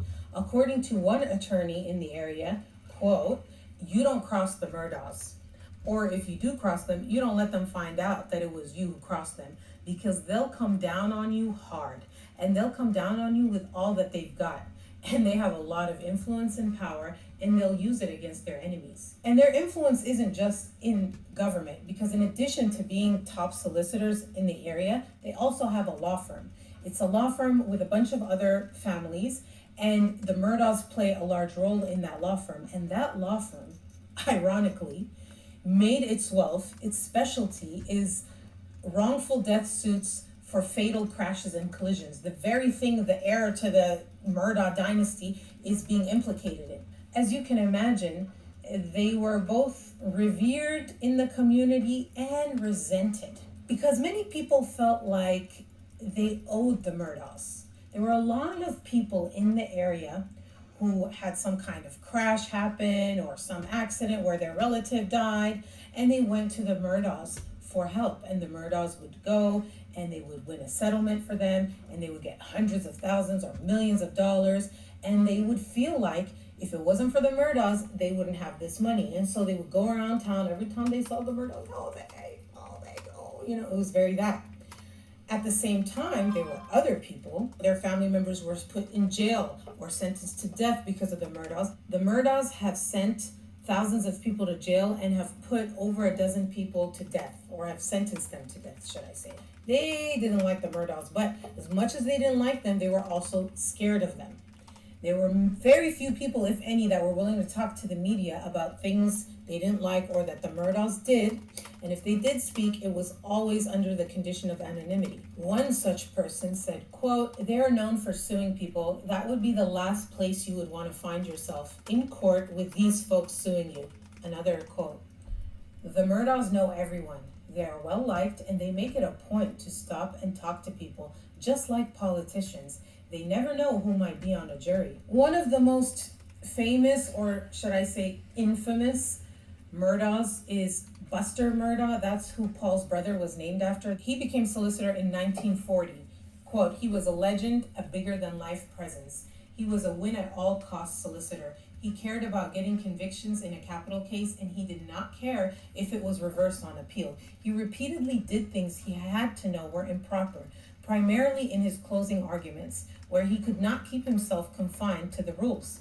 Actually, the South Carolina Supreme Court has rebuked, quote, this is a quote, "rebuked Buster Murdaugh Jr., who sent 14 men to death row for egregious jury arguments in several death penalty cases." Another thing they do too, which I forgot to mention, is money. They spend insane amounts of money in the area. Like they spent $1 million like redoing the whole courthouse. The very courthouse they argue in. Money on this in the community, fund that, throw money, which is great, right? Oh, wow, they're so generous, they're so benevolent, that's so nice of them. True. However, you know, is there an ulterior motive? We don't know. What we do know, though, is with that kind of spending, you get influence. There's a reason why when people want to go to Harvard, they donate to the library. And that's the backstory on the Murdaugh family. So remember those two officers that I said were connected to the Murdaugh family? Let's get back to that. I want to tell you how. So the first one was Officer Keener. This is the one that was like, didn't take the phone from Paul and went and grabbed the phone for him that he dropped and brought it to him. Here, stay right here. I'm going to go get that one you dropped on the ground back there, all right? That officer, turns out that his father died in a fatal car crash. He went to the Murdaugh law firm to sue. They won a settlement for him and his mom. Each got over $750,000. So maybe he is thankful for that. Maybe he feels like he somewhat owes Murdaugh family something. And so that might explain why he was very helpful to the son of the guy who got him almost $1 million. The other one is Officer Pritchard, the one who didn't write down Paul's name. He is a friend of Paul's uncle. He also participated in a golf tournament that was hosted by the Murdaugh family, the law firm. So those are the connections between the two and might potentially explain why they went against protocol and did things that only really benefited Paul. One person said, these are the good old boys, but they're really smart good old boys. And they're not all bad neither. They got a lot of support here. They had so much support that it took 2 months, almost 2 months, not fully, but almost 2 months for any charges to be filed. Remember how there was some confusion about whether Paul was driving? Well, the confusion was that it may have also been Connor. Remember Connor Cook? Connor went to the bar with Paul before they got on the boat. One of the officers was trying to almost imply that it could have been Connor. He asked who was driving and was told Paul was driving, and then he again was like, who was driving? Are you sure it's not Connor, or was it Connor? Hey, I'm with Department of Natural Resources. Who was driving the boat? The last time I grabbed my girlfriend and got down in the bottom of the boat, Paul was driving. Paul was driving? Yes. Okay. And Paul was driving, not Connor? That was the first inkling that they may have been trying to put it on Connor to protect Paul. And that idea blew up when Connor filed a petition saying, hey, no, there's a full-blown conspiracy that's trying to paint me as the driver and not Paul. Now, interestingly enough, remember how the Murdaugh family, their whole claim to fame, besides being solicitors, is this wrongful death crash Besides being lawsuit? solicitors? What do you call it? Specialty? No soliciting. Well, they got sued for that very thing by Mallory's family. There's moments that we have that things remind us of Mallory, and we break down at times. That's not the only wrongful death they were being sued for. Turns out in 2018, Gloria Satterfield died, and her estate sued Alec Murdaugh, the only one, for wrongful death, and he settled. It was a trip and fall accident. Apparently only Alec and Gloria were in the house when this happened. We find out later that Gloria is actually their housekeeper, and she, even in her obituary, it said that she loves the family. So it seems like, things were on good terms between her family and the Murdaughs. We don't know any information about what really happened. What we do know, however, there was a settlement, and the person who was representing Gloria's estate was actually a family friend of the Murdaughs. And that's when theories started coming out about, was this like a kickback deal where, his friend sues him, and they're screwing the insurance company, and then they get a cut kind of thing, because there was a settlement and then the lawyer gets part of that settlement. So did he split that money with his friend Alec, who was being sued? I don't know. Conspiracy. It's truly a conspiracy. People were talking. Family and friends of Mallory were upset. How is there no arrest being made? They were totally drunk. Everybody knows this. It's a small town. And then April 18 rolls around, and Paul Murdaugh is finally indicted on charges of boating under the influence causing death. Boating under the influence is such a dumb charge. Causing great bodily such injury. A white person and charge. Finally, then we had an arrest. But it wasn't even a typical... I'm sorry, but boating and drinking don't really go well together. They actually really don't. But, I mean, if there was a place to do it, I would say boating is maybe a better place to do it than cars. Cars, you're just going to crash into somebody. It's a pretty much given. Boats, you might probably make it to the shore. I don't know. Arrest. I'm not encouraging, and I'm saying that of the two, I would prefer that they do boat DUI as opposed to car DUI, yeah. Paul never spent a night in jail. Paul Murdaugh boating DUI is such a constantly douchebag charge. And protected by his You gotta be a family, real asshole to get that. Connections and the people in the community who respect them and feel like they owe them. He's constantly being coddled and babied. And what does he plead? Paul pled not guilty. Thing to say about that, about why he decided to plead not guilty? Because he's not guilty. And this pissed people off. Not only did he plead not guilty, he did not spend a day in jail, or should I say a night in jail. And his lawyer argued for him to, post bond so that he wouldn't have to do that he's not a flight risk.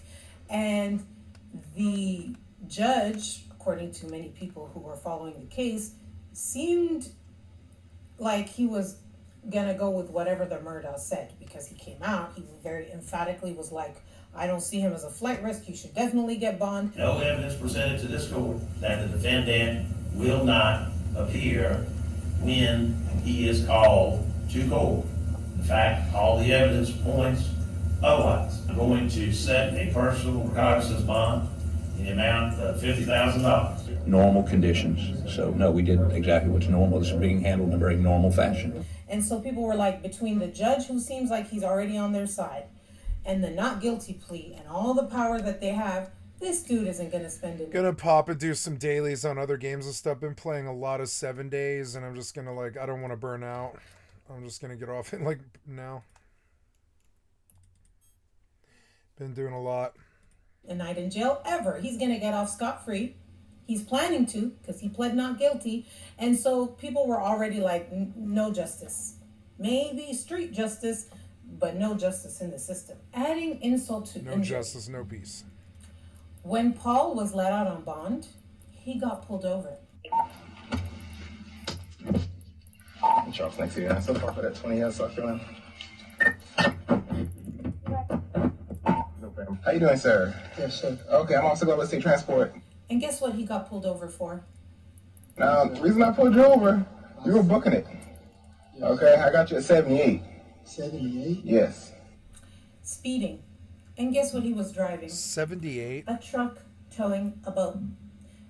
At 80 miles an hour. Crashed, and he was going on a 2-lane windy road, 78 miles an hour. What? And the fact that he's towing a boat, what does that mean? That, he was driving the boat as well after crashing a boat and killing someone, that he's out on bail for that very crime? People were pissed. They're like, talk about privilege, talk about abuse of power, talk about lack of justice and accountability. Once you think of all that and you see what's about to happen next, it might not be as shocking, because shortly after that, Paul and his mother were shot to death in their home.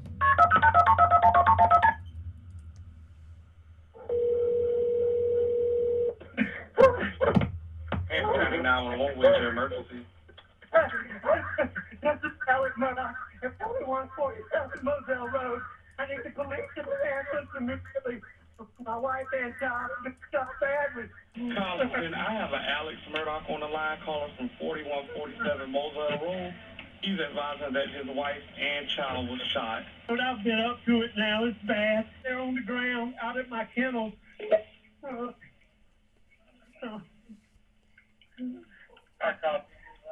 Do you see anyone in the area?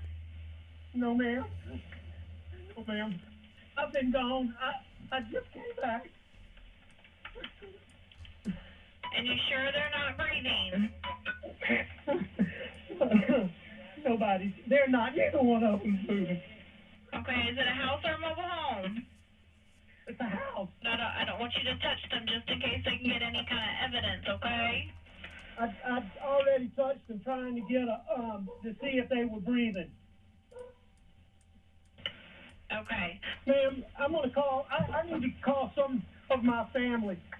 All right, we're getting them out there to you, okay? Both victims were shot multiple times, and those reportedly came from multiple weapons.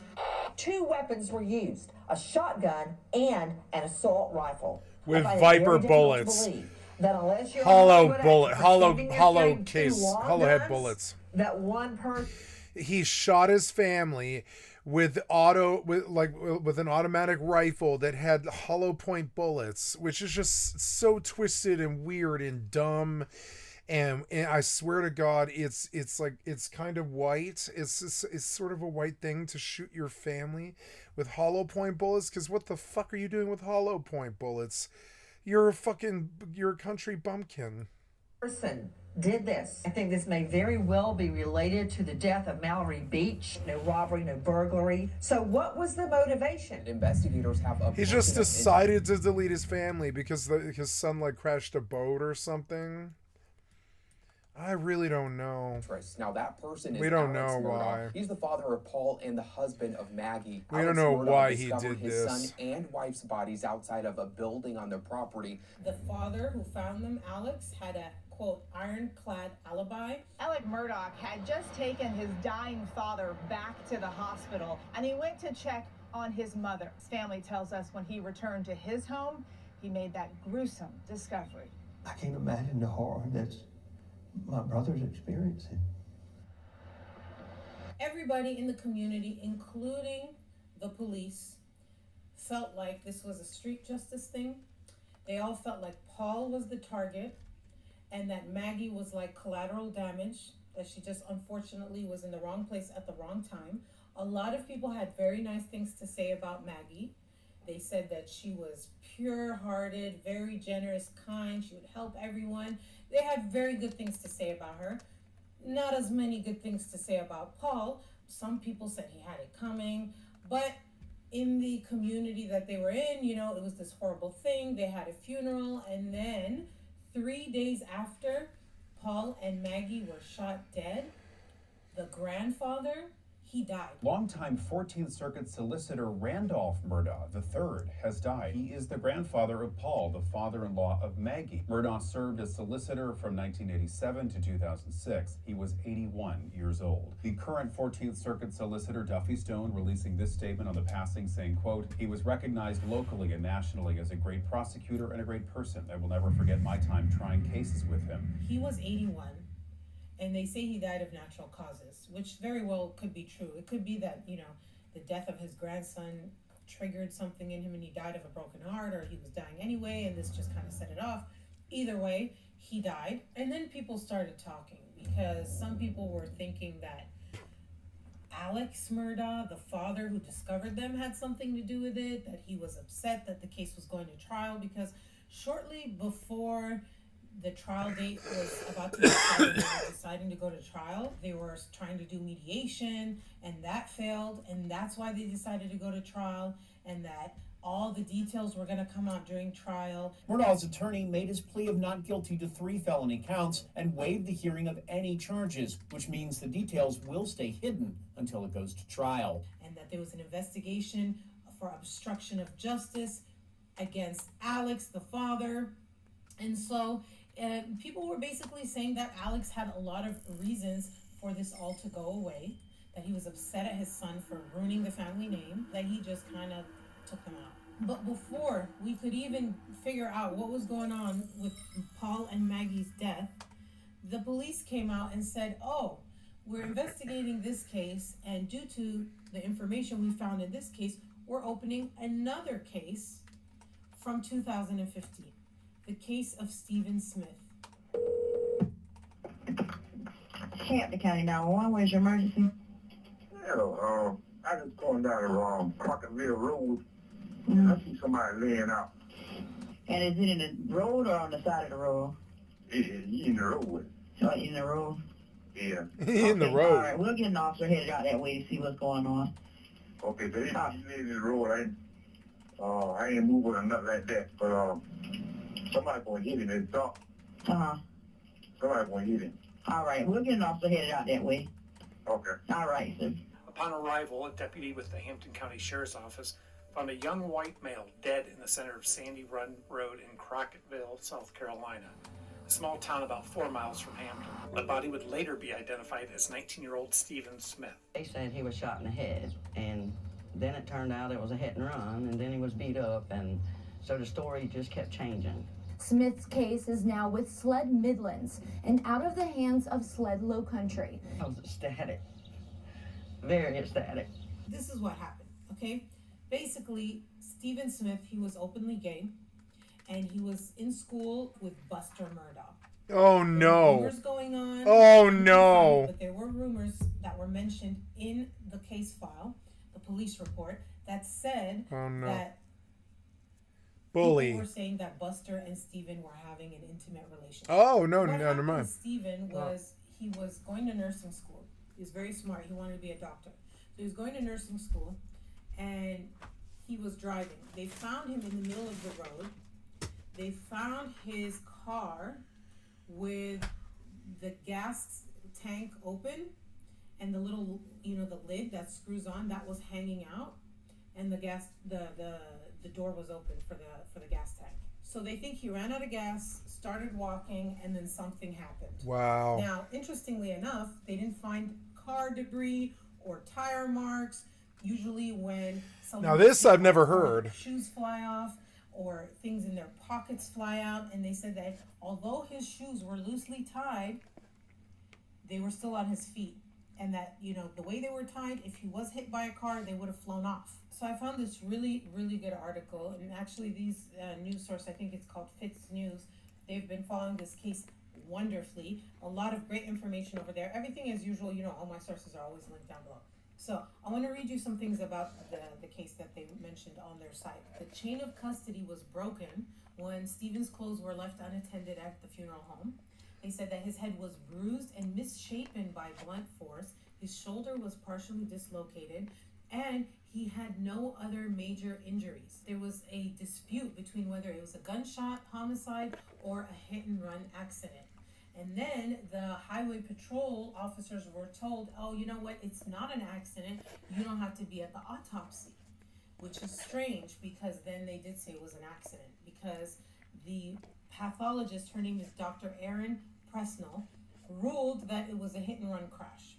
Apparently there was a hostile exchange that happened between the CHP officers who spoke to her because they have experience with, hit and runs, and they couldn't get a direct answer as to why she ruled his death a vehicle accident. Because remember, they were told you don't have to show up. It's not a vehicle accident. Coroner also came out and he said he didn't think it was a hit and run. The way his body was there, it seemed like something had happened and then his body was placed there.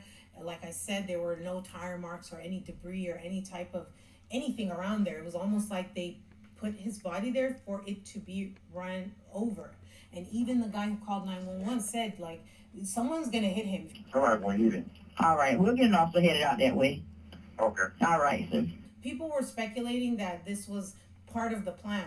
Put him in the middle of the road so it looks like he got hit. And the case was kind of just left there. It was like a cold case until this reopening that just happened. Then there was another rumor that Buster was there, okay? And this person who was spoken to by police, everyone has code names, they called him Kevin.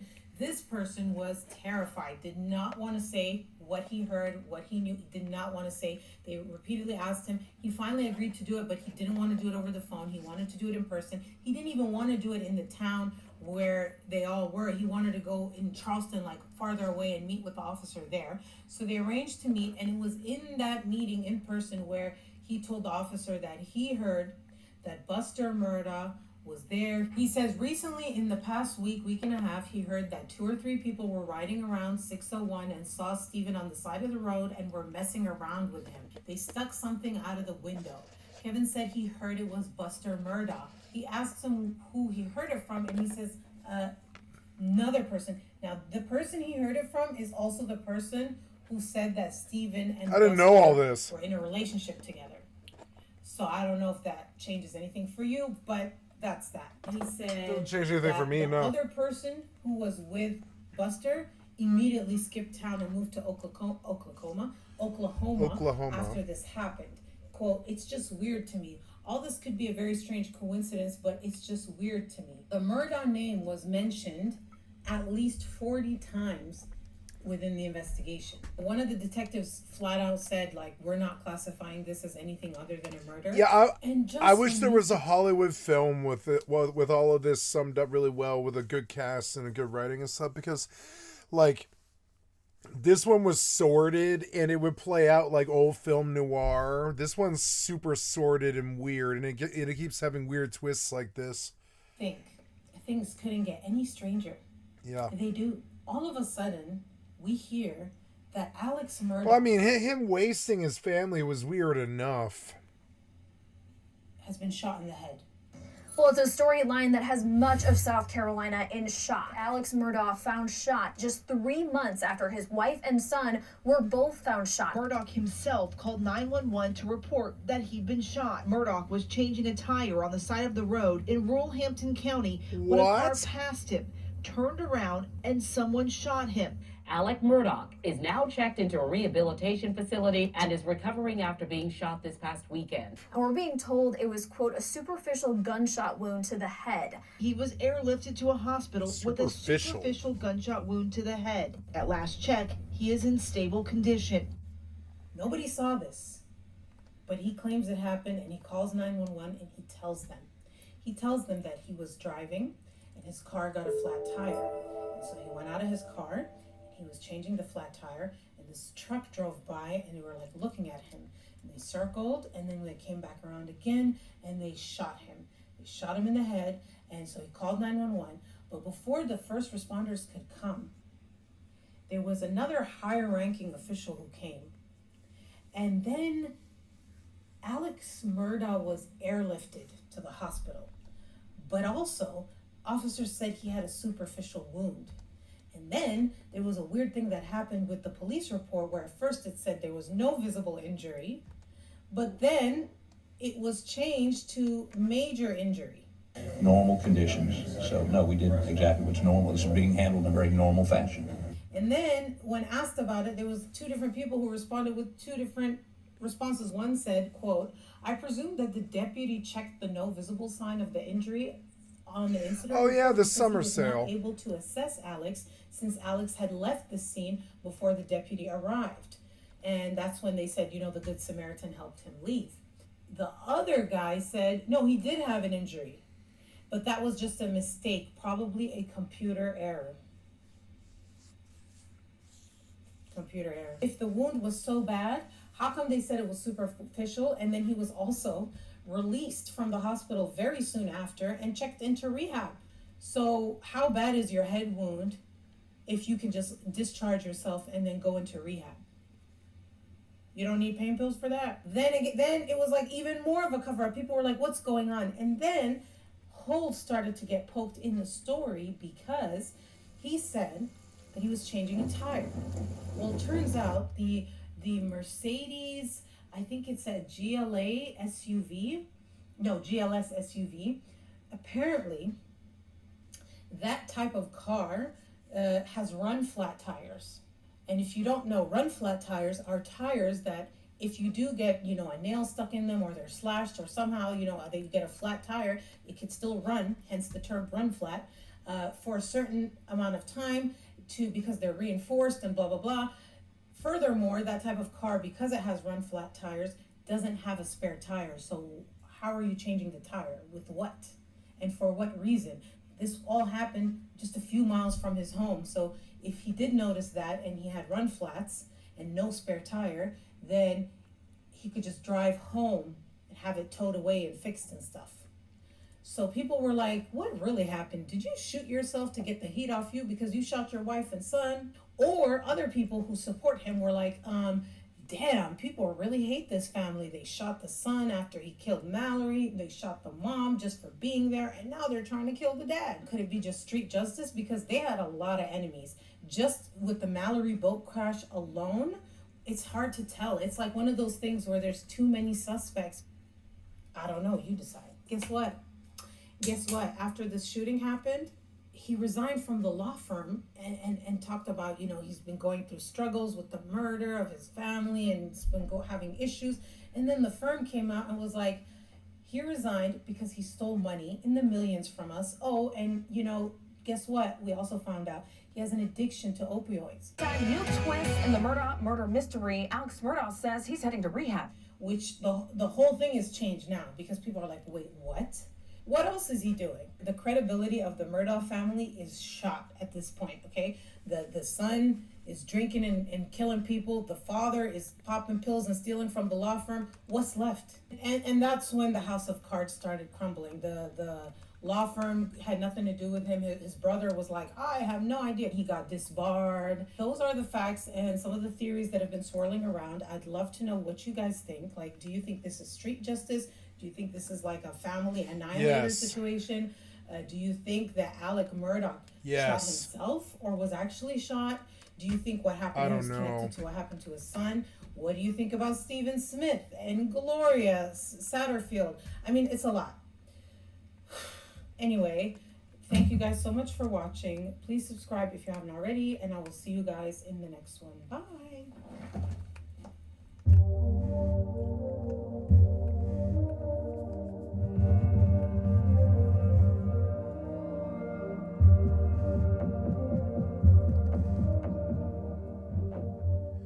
That one was good. There was a whole bunch of stuff that I didn't know happened in that case. Wow. And I was tracking it.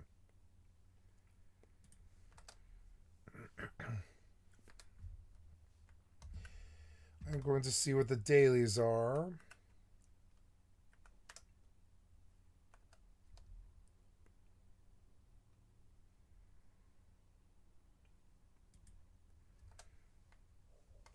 Before the case of Gabby Petito and Brian Laundrie, there was the case of Alec Murdaugh, the patriarch of a prominent South Carolina family with shadowy secrets, 5 bodies, and 7 investigations. The case is so complicated that I have created my own flow chart.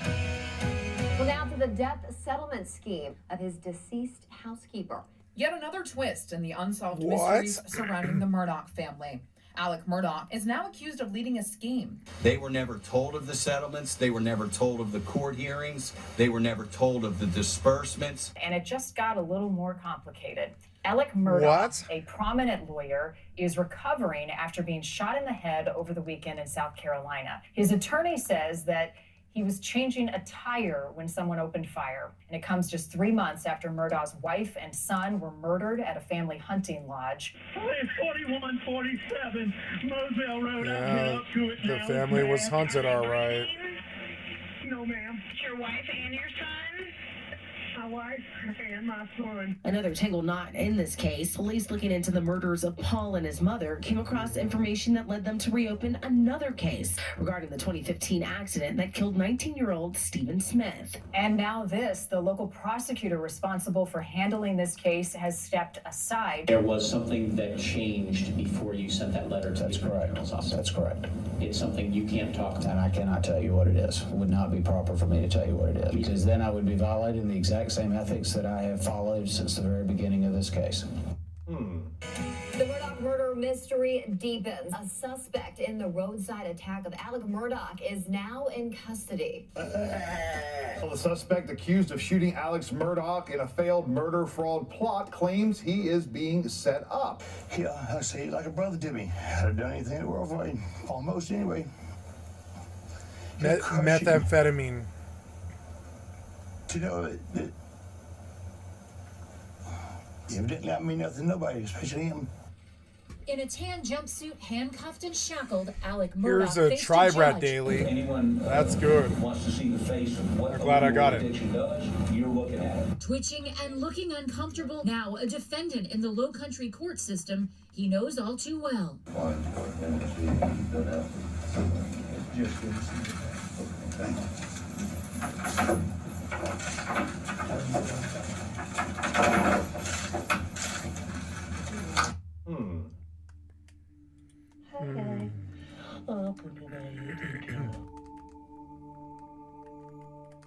Today I want to talk about Alec Murdaugh.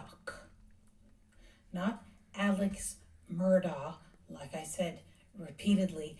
in my last video about this case, the invisible sea is not silent. There have been many updates since my last video, and each update is its own rabbit hole. And then when I fall down each rabbit hole, it's deeper and wider than I ever would have thought. That's what he said.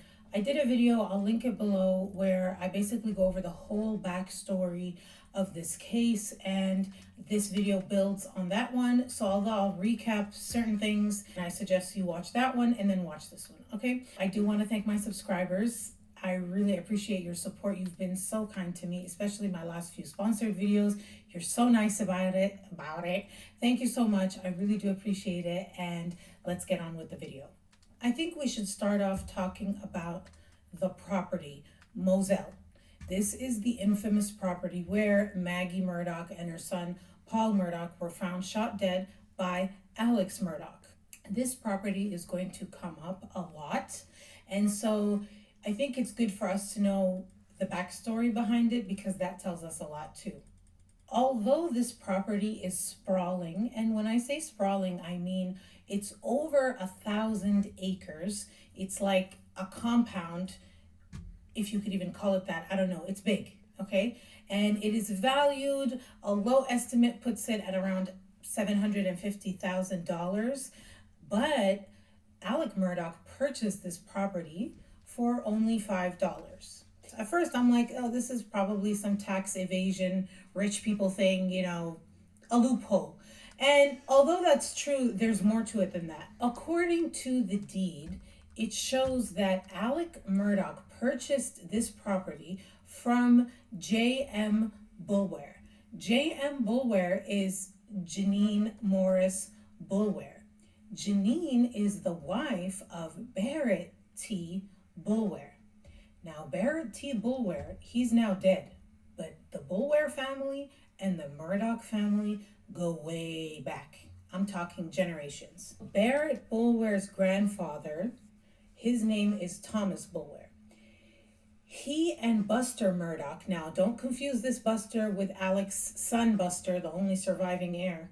No, this is the original Buster that the little one was named after. So this is Big Buster. He and it looks like the Big Lebowski. They tried cases together in the 40s. They were both lawyers. Then the next generation of Boulwares, they got into the commercial fisherman shrimping business, but a lot of people say this was a cover for something else, smuggling, drugs. Let's fast forward to the 80s. During the 80s, as we know, there was the war on drugs. You know, Ronald Reagan, war on drugs. Part of that was something called Operation Jackpot, and this was in the Low Country. They were these called gentlemen smugglers. They were basically, including Boulware, accused allegedly, my conspiracy, don't sue me, do not sue me, please, legal dynasty in South Carolina, don't sue me, allegedly, my conspiracy. During Operation Jackpot, they ended up busting a boat, and this boat was owned by Boulware, the family friend with the Murdaugh. On this boat was like over 800 bales of marijuana. What ended up happening is Boulware turned himself in. And then there was supposed to be a trial. And then something weird happened. What? I'll tell you. What happened was the star witness who was supposed to testify against Boulware, he got hit by a car and died. And let me read you the article. Witness dies in accident. A 33-year-old federal witness was killed early Saturday morning when he walked into the path of an oncoming vehicle. He walked into the path of an oncoming vehicle. It says Franklin C. Branch at 1:20 a.m. was making his way to the Wonder Bar in St. Joe Beach when he was struck by a car driven by T.J. Whitfield. Whitfield, returning home from Gulfport, Mississippi, was questioned by authorities and released. Branch was one of 9 people arrested in February when authorities seized about 17 tons of marijuana from a shrimp boat in Beaufort, Southern Carolina. I can't say anything. They said that Branch had a high blood alcohol level at the time of death. Gilman FBI agents were investigating the case as Branch was scheduled to testify in a drug trial. Funeral services are scheduled, blah, blah, blah. Turns out that Alec Murdaugh and Barrett, Boulware owned a lot of properties together. And a lot of these properties have something in common. Quote, 9 properties in particular are located at strategic access points on or around St. Helena Island, the hotbed of the drug trade during Operation Jackpot. Several of these properties do not have addresses because there are no streets accessing them. A lot of these properties, they're in desolate areas. You can only get to them by boat. And these are the perfect areas, the areas that had been used prior to smuggle drugs. You've got the Boulwares getting busted and being known around town for smuggling drugs. Then you've got properties owned by Alec and Boulware that are the perfect access points for these boats to land at. Then you have the fact that Alec Murdaugh has an opioid addiction. So what does all this have to do with Alec Murdaugh in this case? I'm going to tell you. In 2018, Boulware and Alec Murdaugh were very closely connected. They were business partners, they were friends, and Alec Murdaugh was Boulware's attorney. In 2018, 2 months before Barrett Boulware was about to die, he signed basically his entire life away to Alec Murdaugh. On July 6, 2018, Boulware granted power of attorney to Alec Murdaugh, authorizing his attorney and business partner to lease, let, take possession, bargain, sell, assign, convey, pledge, mortgage and encumber, repair, insure, and generally manage any and all property, both real and personal, which I own or may hereafter acquire from any source. It says here that he also authorized Murdaugh to, quote, sign, execute, and deliver any and all legal documents in his name and to deposit any monies received from any source whatever for me and in my name with any bank, and to draw and deliver checks in my name against said monies and other monies to be deposited in my name or to my credit. In addition, he finally authorized him to do all things necessary concerning any insurance policies, including the right to change beneficiary, and even granted Alec Murdaugh control over, quote, decisions regarding my health and health care. And this was, by the way, quote, binding on myself and my heirs. Wow, that's a lot. In addition to this connection between Murdaugh and Boulware, there was also their wives and their connections with each other because they were really good friends too. They socialized together, they partied together. There's this photograph that is allegedly, my conspiracy, don't sue me, although I'm pretty sure, but still don't sue me. It's supposed to be Maggie Murdaugh with Barrett Boulware. As we know, the wife Janine, she's the one that sold the property to Alec. And speaking of Janine, okay, this is what people in town said. They said that Janine Boulware paid cold hard cash for everything she purchased, including clothes from the nicest women's dress shops in the Low Country. It says here, Boulware and his wife Janine were for several years regular guests of Alex and Maggie's at basketball games. And then Allendale's elite were surprised Maggie and Alex spent so much time with them. People were starting to make connections. The first question is, where are the drugs coming from? Where are the drugs coming from? A lot of people say the cartels. So people were now saying, is Alec Murdaugh somehow connected to the drug trade and transactions with the cartel by way of Barrett Boulware, who is known to have connections, who was indicted for these connections?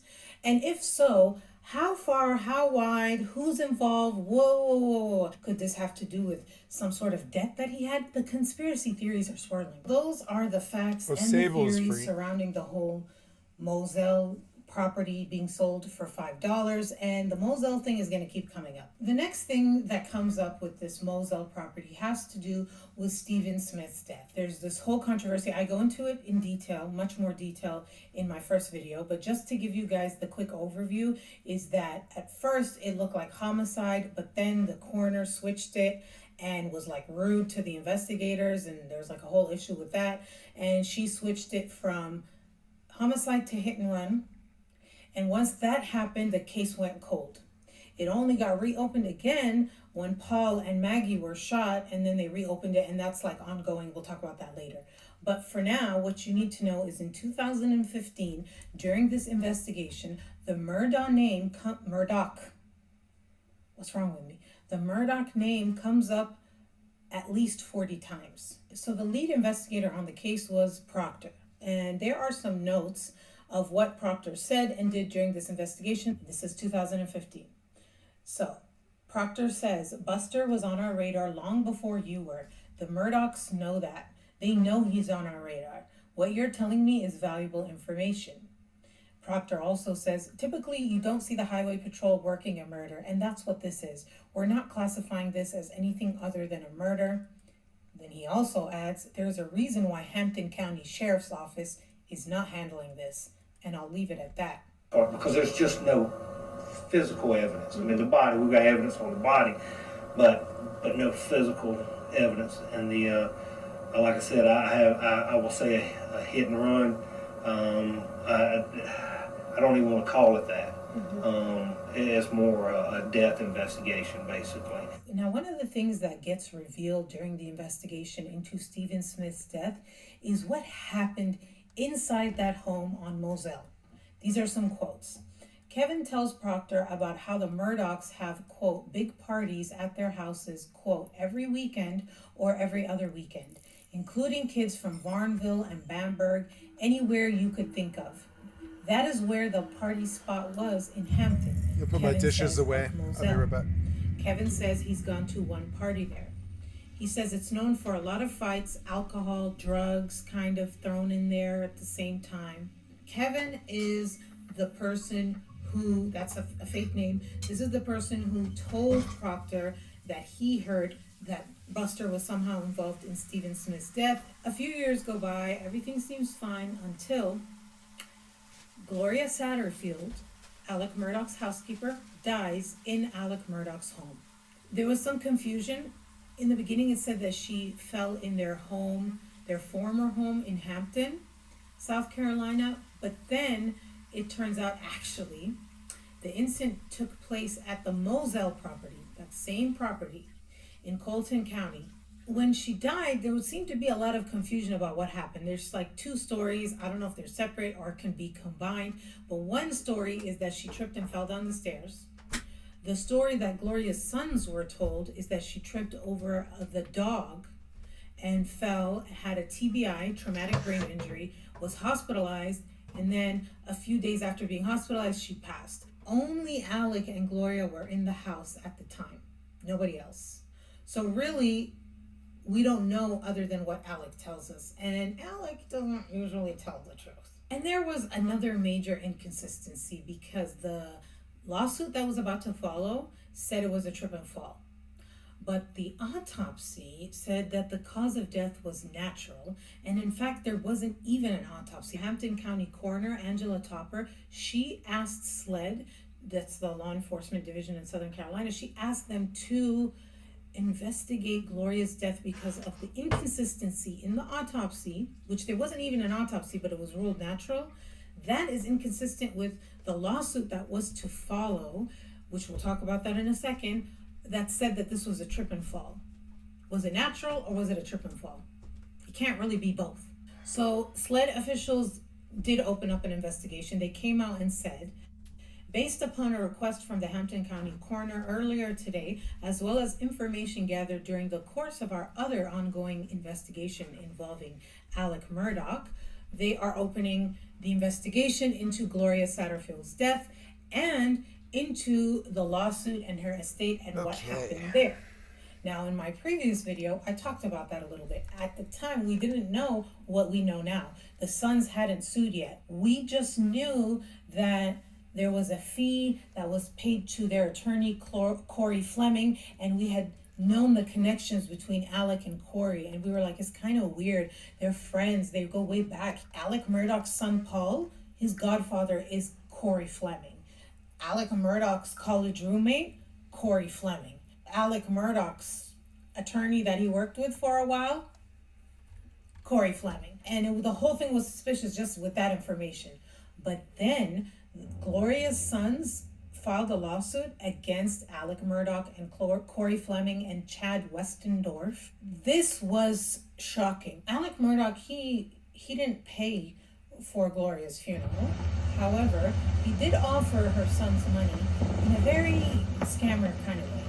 He was like, listen, it's my fault that your mom died, so I'm going to sue myself. I'm going to sue myself, and then the money that we get from that, you guys could have some money from my insurance company, and you'll be taken care of, and like, this is how I'm going to take care of you. And you know what? Listen, don't even worry about it. Don't even stress. I know the perfect lawyer. His name's Corey Fleming. He's great. Work with him. He will take care of you. I've got it handled. Don't worry. Love you. The first thing Corey does is he tells the two sons, you should step down from being personal representatives of this estate, which that holds a lot of power. You should step down. Let me to get that position, and I can handle all this. I can do all this stuff for you. He convinces them to do so, even though it's not in their interest. They agree. They trusted him. They trusted Alec Murdaugh. They were very trusting. They said, okay. They stepped down. Once he got in this position, he was able to do things without telling them. They didn't have to be present for things. And this is how they were able to do all this without the sons finding out. They then bring Chad Westendorf. He recommends Chad Westendorf. He's associated with the bank. So unbeknownst to the sons, Fleming secures additional money to the tune of $3.8 million on top of the $500,000 he got, so it's like over $4 million, like $4.3 million. Now, this settlement hearing for this amount, it was presided over by a judge. The judge, her name is Judge Carmen Mullen. Remember Judge Mullen, she's going to factor in later, but she approves this to the two sons, but they don't even know that he got this money. So they get it, and what do they do with it? They end up doing such a roundabout scam. So there is a company called Forge Consulting LLC. They have nothing to do with this. Their name was used in Alec's scheme. But this is like a financial consulting company. He made it look like the money was going to be put into this financial consulting firm that's going to handle and advise them how to use this large sum of money so that, you know, it gets invested and they make the most of it. But what Alec ended up doing was creating another bank account just under the name Forge. So it kind of looked like Forge Consulting, but it wasn't, had nothing to do with this legitimate business. It was a P.O. box and some random thing. And he had them write the checks out to Forge as if it was Forge Consulting. But really it's going to this bank account he made, also called Forge. He then cashes that money in and takes it for himself and probably spends it on whatever he wants. In this lawsuit, they have checks, they have the paper trail documents, like the evidence is just ironclad that this was embezzlement, that they were fraudulent, just predatory, the whole nine. Corey Fleming's license to practice law has been suspended, revoked, what's the word? They took it away from him. He can't practice law anymore in the area. The same thing happened to Alec Murdaugh, so good. Then we saw that this actually spread a little bit farther because accusations started to come in that the whole ass law firm, you know that law firm, Pimped, whatever you want to call it, PMPED, the family law firm, they came out and they were like, this is shocking and oh my God and how horrible and all that. But this paper trail actually had evidence that showed that the law firm may have known more than they're pretending to know. Quote, this is what the law firm's statement was. It's important for everyone to know that PMPED did not represent Alex in that case. His insurance company hired counsel to represent him. Their documents filed Thursday show emails and letters from Alec Murdaugh that his paralegals acting as representatives of the estate of Gloria Satterfield in the wrongful death settlement. That would be Alec Murdaugh, the defendant in the settlement, claiming to represent Satterfield's sons, who are the plaintiffs. This is a conflict of interest of epic proportions. It's so bold. Then it says that the law firm sent letters of representation to third parties and other notarizations and emails with Corey Fleming and emails with Alec Murdaugh. Did the law firm know about this scam with Gloria? Did they know? Did they turn a blind eye? Did they participate? I don't know. You tell me. So that's the whole Gloria Satterfield rabbit hole. Now let's talk about the next thing that happened, which was the boat crash.